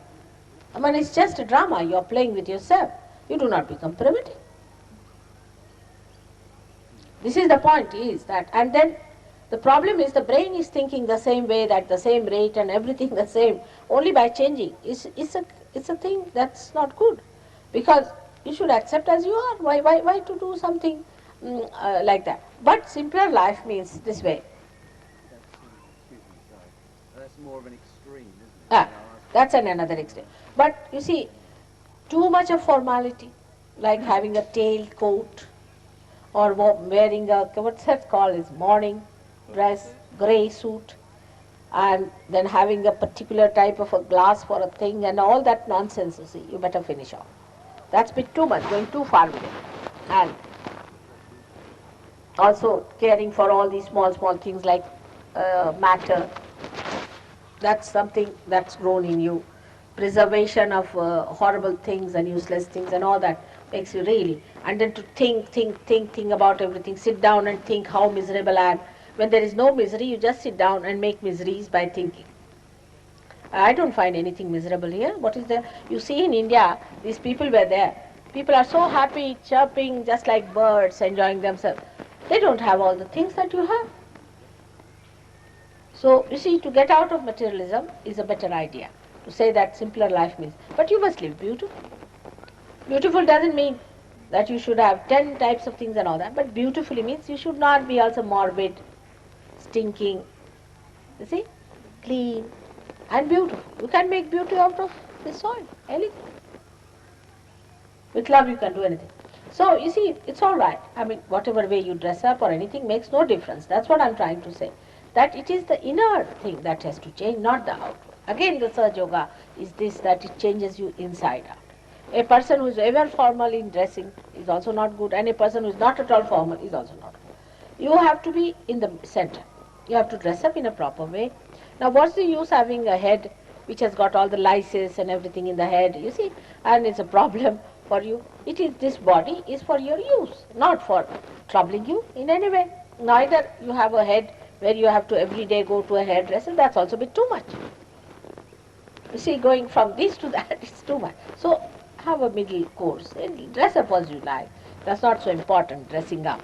But certain decencies of dressing up should be necessary. Sometimes people dress up in such a manner, it's a headache to look at these people. Whatever suits you, which is decent, dignified, you dress up. What is there? Some people it looks nice to have beard, some it doesn't look nice. It's all right. I mean, there's no force on such things. But it helps. Sometimes I've seen. This is also another thing.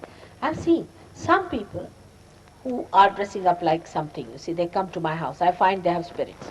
They tell me, Mother, in your presence we are all right. Once we go out, again we get puzzled. I said, all right, you shave off. Come along. Let us see. You change your dress. Sometimes I used to give them my husband's clothes to dress up, or my shawl. I said, you wear this shawl. And you see, these bhoots are human beings. So they get lost. They get confused. I said, you confuse them. By your changing your dress, it works sometimes. So we have to play around with them sometimes if you are possessed. It helps. But if you are dressed like a bhoot yourself, you see, then it's funny, isn't it?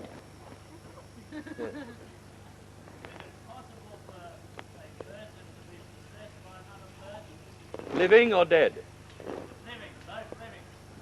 Is it possible for a person to be possessed by another living person? Yes, you can be. You see these brainwashings, what are these? Brainwashing, they did it in China with Mao. They used to put up Mao's big photographs everywhere. One went there, and it all changed after my visit. But before that, big photographs, you have to put up your head and see to him and read. Everywhere you go, Mao, Mao, Mao, Mao, Mao, it goes on. You can. You see, people have done it. Most of them do it. They possess people, they mesmerize. You see, what are these gurus? They are living, they are not dead bodies, are they? They possess you also. They can possess you. They know your weaknesses, they pamper your ego sometimes. They sometimes pamper your superego, they can possess you. So they can possess you very much more than the dead spirits can. And very difficult to get rid of such possessions. Because you accept them, you identify yourself with them, is a difficult task. It's true. They can.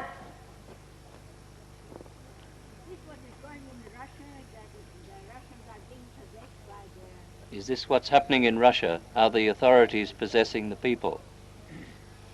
It's everywhere, I think. It's not only in Russia, but everywhere it's happening to some degrees here and some degrees there. I must tell you one thing about Russia. I've been to Russia. That Lenin was a realized soul. I must confess he was a realized soul, although he got deviated and all. You see, the authorities are funny, no doubt. But the people are very innocent, They are kept out of all mischiefs. Somehow, thanks, only a few are horrible. But on the whole, it has not spread to everyone. Like in England, I would say everybody is trying to have 7 wives and kill them, some sort of a thing. Everybody has become a king you see, democracy becomes demonocracy. You see, everybody wants to be a demon then. We have a right. What's wrong? So that freedom is taken away. So because of this kind of a control, the people are very innocent. Though, some people will go to hell, no doubt. But the rest of them can be saved. I gave realization to many people in Russia. You'll be surprised. In Poland, I gave realization to so many people. Yes, they are simpler people. They lead a simple life. They have no problems also like us, because there are no solutions, so they don't think. They do not complicate themselves. It's like on a ship if you travel. No problems, no solutions. No problems. You just sit there. Whatever is available on the ship is available, otherwise you jump in the sea. That's the only solution. So nobody thinks about it, just they relax. What else will they do? That's what it is. That's why, you see, in a way, they are a help also. So, you see, the too much freedom also gives us this kind of a nonsense abandonment. We don't know how far to go with our freedom. We don't know what we torture ourselves with this freedom. I think some children do want that parents should tell them, don't do this. They like it. You see, they want to have little help from the parents on this, but better not do it. But if a father comes out, I'm very generous, he gives him a whiskey, all right, have it. You want money, all right, have it. You want this, you can have it. You can have a car, you can have this, do what you please. Finished. That boy is finished once for all. Too much freedom without maturity, without realization, can be very dangerous. Yes. Yes, Grant. Can astrology have some bearing on one's life? Can astrology have some bearing on one's life? Before realization, not after. Then you see the whole drama. Do you think that industrialization is a useful path for India to take in the light of the Western experience? Do you think industrialization for India is a useful path in view of the Western experience? Why should they go pass through that? Thank you. It's going too far, you see. It's better, you see, I would suggest that only there are 2 countries now who are making handmade things, really. Because you think too much, your hands do not work. There's no deftness left in the hand. You cannot do anything with your hands. I mean, we have lost hands, as only the brains, you see, are there. Out of which 50% is a waste matter. 50% is there, something sensible, or maybe 30%. So the people who are working with their hands, let them work with their hands. Why do you want to have all of them people doing things with the machine? Now you need things with the hands, let them make for you the things with the hands, and you give them nylons and they'll give you cottons. What's wrong with that? You export some nylons from here and they'll send you some nice cottons that you like. Instead, there's no need to industrialize them to that extent. You see, to some extent is all right, but not to that extent. We must understand where you have landed. It won't be industrialized. By temperament, they cannot. It's not easy. India is a big country like an elephant, you see. Something happens to its tail, it just brushes aside. Then something comes towards the trunk, it brushes aside. It's not easy. It moves in its own dignity, in its own pace. Rather difficult. Thank you. Yes. A minute ago you said some people will go to hell, no doubt. How do you mean that? What is hell? How do you see it? You said some people will go to hell, no doubt. But what do you mean by the fact that they will go to hell? I don't want to talk about that nonsense. You can read Mr. William Blake. He will tell you. It's horrible. I talk of horrible things at such a beautiful time, isn't it? You can read William Blake. He's the one who has brought it out very clearly in English language. What's it? Yeah.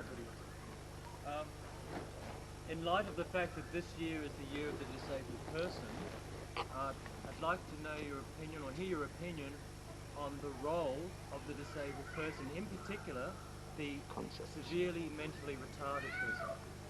Are you from UN? Are you working in the UN? No, I'm not. Because all your questions are coming from the UN side, so I was rather wondering. No, for the retarded, the mentally retarded, disabled people. Some of them may be realized souls who have been attacked by these evil forces whom we do not want to criticize. You see, these all evil forces has opened lots of spaces which they should never have touched, and all these evil forces are there and they attack. Mostly I have seen all the great saints and all the great seekers are attacked in their childhood only by various methods and by various things. So there could be many of them who would be realized souls among them. They'll be definitely helped if you people rise, and if you get your realization, they'll be helped automatically, because you'll be used as channels for the divine power to flow to them. Wherever your attention will be, they will be helped, no doubt. But not all of them. And even if they are, some of them will be handicapped, they'll get their realization all right. They can cure themselves. So many handicapped can be cured by SahajaYoga. But first of all, you should be all right. First you become all right. If you are handicapped, how can you help the handicapped? So you should not be a handicapped SahajaYogi. If you really want to do that, then first of all you become a proper SahajaYogi, a very able SahajaYogi. Otherwise, half-baked SahajaYogis are neither here nor there. All right? So you have to become very good so that you can help them. By celebrating years and all that, you don't help much, I think. You help very superficially. But by really becoming yourself able, you do help them. And also, directly you can help them. You are really able. I think you missed my point a Ah, little bit. what was it? I think I would like to know how they can help us. Well, can they, and how, and can they help us, and how? Why do you want to have help from them? We have to help them. That's a question, Is yes. it? I'm actually asking... We the Sahajogis, who are able people, can help them. Not that they should help us. Why? Poor things, they are already suffering. Yes, but don't you feel that they have a role on this earth? Of course they have, and what I am saying that you must really give them their meaning by improving their invalid condition and retarded condition. You can improve. That's what I am saying. They have a role. But first of all, you have the role. What I am saying, I say, you do not shift your mind from yourself to these. Main thing is yourself. First you become capable. Then you can help them. Their role can be really manifested better if you become capable. All right? So you can help them and treat them and improve them. He's suggesting that they may have a special role to play. It's a very common view among a lot of the literature, that they have come on this earth in this condition or had this problem in order to perform some special role. For example, the people who are Mongol people, such like, they've got a special role. This is a common view in the West. No, not necessarily. Of course, there could be some realized souls, as I told you. There could be some saints also.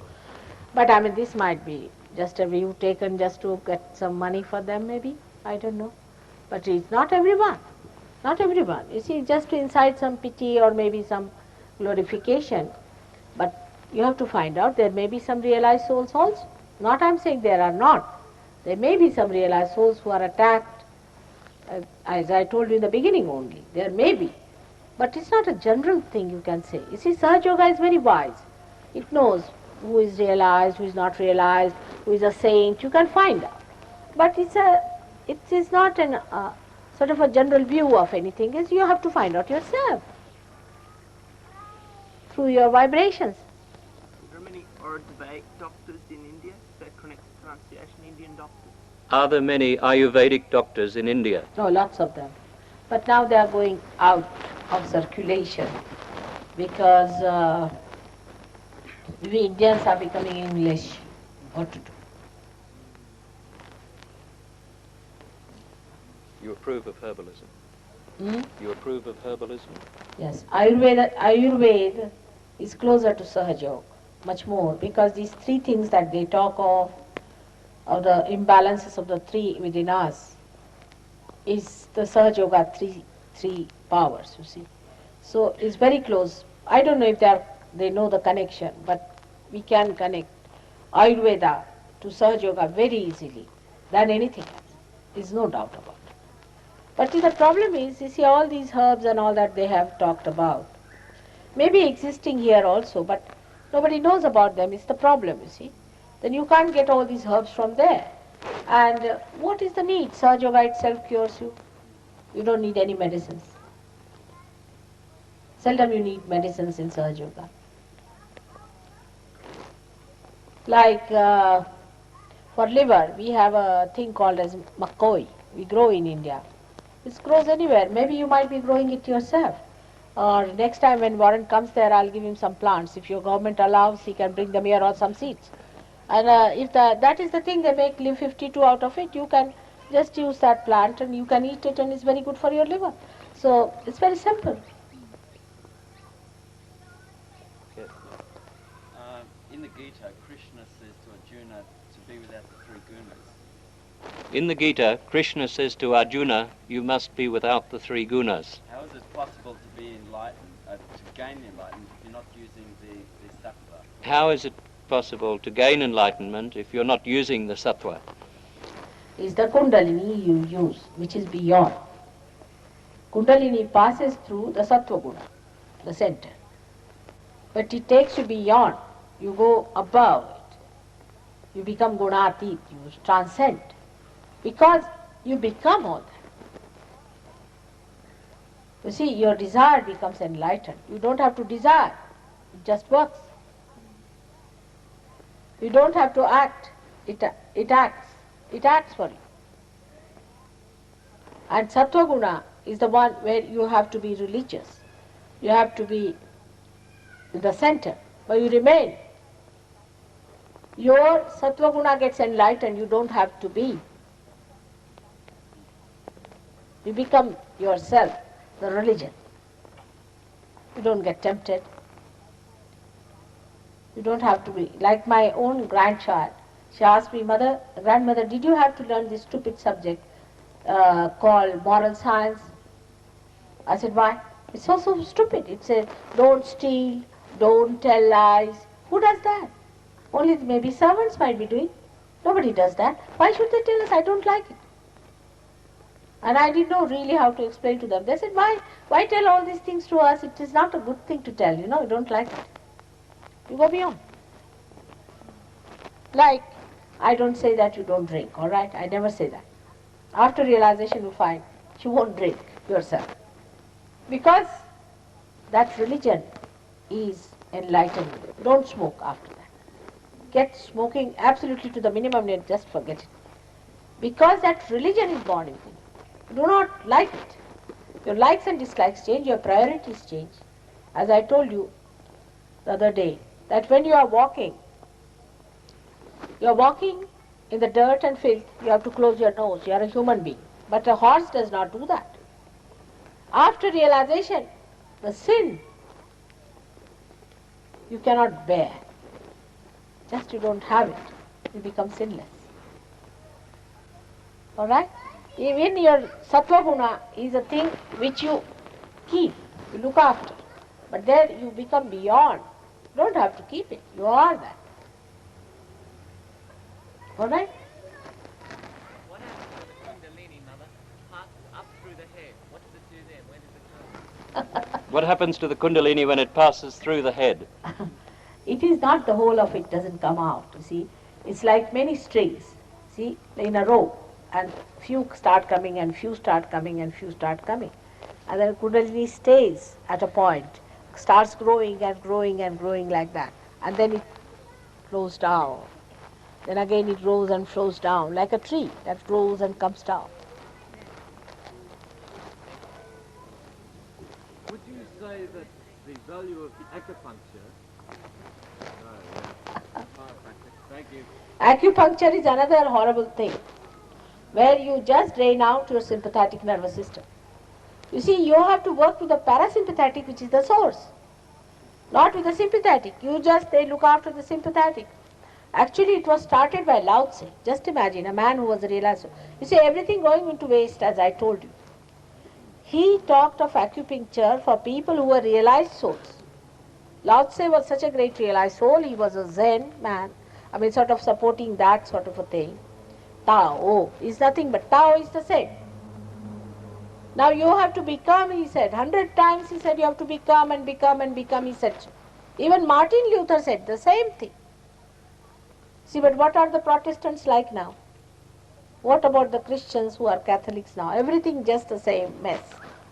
So these people just understood that you have to put a pin in between. But unless and until there is the parasympathetic in connection, what's the use, you see? So the whole thing is reversal. On the contrary, if you have gone to acupuncture, it's a difficult task. Horrible. Beg pardon? Chiropractic. Ask the chiropractic. You touch somebody's head, you touch somebody's feet and all that. It's very, very dangerous. You don't know how to protect yourself. None of these doctors know how to protect themselves. The psychologists are worst of all. They come in contact with all pathological cases and they become pathological cases. That's how you get Freud. But Mother, is it all right to pursue your profession as long as you know how to protect yourself? Is it okay to pursue your profession so long as you know how to protect yourself? Yes, yes. And if you keep your spirit, you understand much more about your profession. You become much more kindly, compassionate. There's nothing to be given up. If you are not holding on to anything, you don't give up anything. You see, every profession, everything is for delivering Sahaja. Even your television, your camera takes my photograph, multiplies me into so many. It can go to people, they can use it. It's so simple. Television is another thing. All these things are for Sahaja. For emitting Sahaja vibrations, all these things can be used if you become the source of that, or if you become the channel yourself. Don't you agree enlightenments are different for each person? There is not a capital E enlightenment. There are grades. Are there grades of enlightenment? No grades as such. Only it's like the candle is enlightened in a beautiful lamp. Now, depends on if the lamp is very dirty, then it's not so clear cut, all right? When the lamp is cleaned out, then it is better. The light is better. It's like that. There's no gradation. The spirit is the same in everyone. Only in some people it shines better. In some it is halfway. In some way it just comes up and goes down. And in some it's not at all seen. Depends on the quality of the glass that is there. The spirit is the same. We should finish now, Mother. One more. One more. What you're really saying that until you become enlightened, there is really no need for these questions because they don't really mean anything. And after you've become enlightened, you don't have to ask the questions anyway because you know them. You are reaching that stage now, I think. Reaching that stage. You should reach that stage where you just become. Just really reach that stage of becoming is a very good idea. Should all ask for that. Ask for that and get it. That's what you have been seeking all these days. And you should have it. Just like Sermon on the Mount, I feel. You're all sitting down here. But that sermon really was never understood. Was never understood, and we have crucified him again and again. Now let us get our resurrection.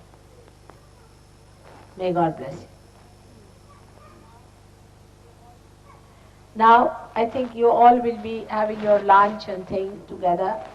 We are sitting down, and there are SahajaYogis here who should raise their hands, and people should know they have got badges with them. Can you stand up and show them the badge you have?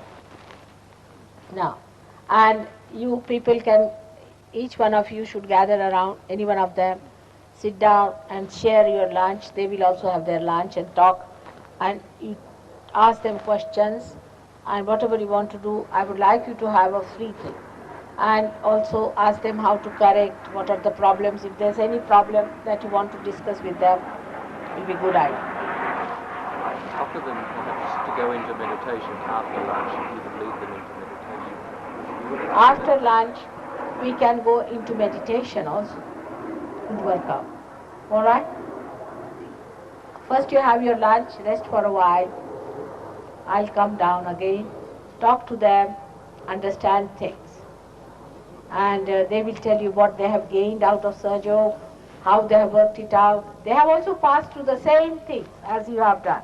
They have also gone to so many gurus, and they have done guru shopping, everything, reading, everything. The only thing is they have finished with it.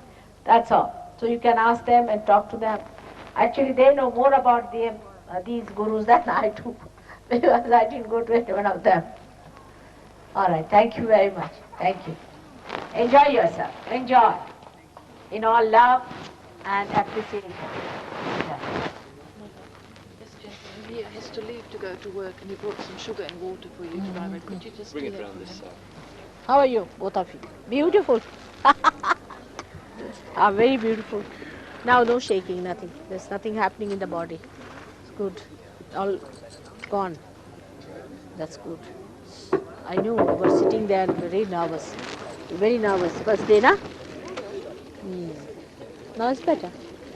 Or you still have a little left Vishuddhi problem. I think you have a little. little right Vishuddhi also. They'll see about it. Little bit is still there. They'll take it out. They'll tell you what is to be done. I haven't got realization of you yet, but I've got love starting for you. So I think if the son loves the mother enough, the mother will give what he wants. Of course. Why didn't you get your realization? I don't understand. I've got that obstacle from the previous guru. My chakras are in bad order. Who was that? Baba Muktananda. You sent me to Modi to speak. I'm following your advice now. Excuse me? Yeah? How have you got that red following for there? This one. This one is to say that this is the blood of Christ to protect every one of you. All right? I hope you take many happy memories back to us. Yes, very much. You people are you have reached certain conclusions, you see. You have reached certain conclusions, you see. You have been very fast at reaching at those conclusions. I don't know, Americans will take time, I think. They're slow people. They are very... Tell me, how is India today?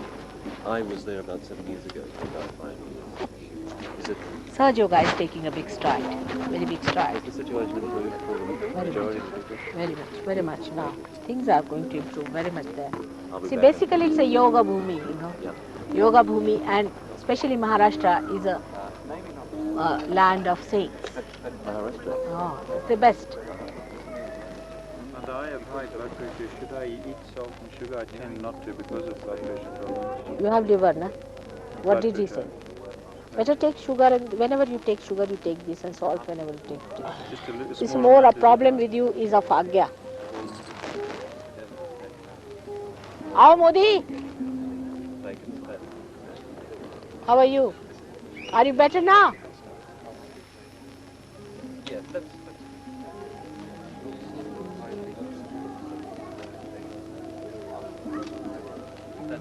part of the whole. I will show you. Where is my purse? Just ask him to give some coin. Are you all right? Let's say we let Mother go and have lunch, and then she'll be down in about half an hour or so. All right? It will be better. Now, I have to go for work.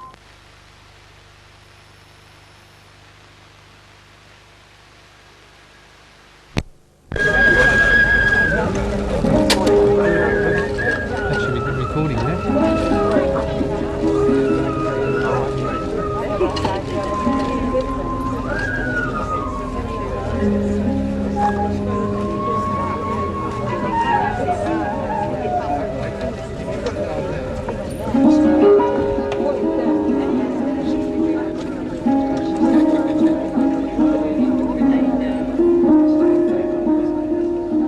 Excuse me, sir.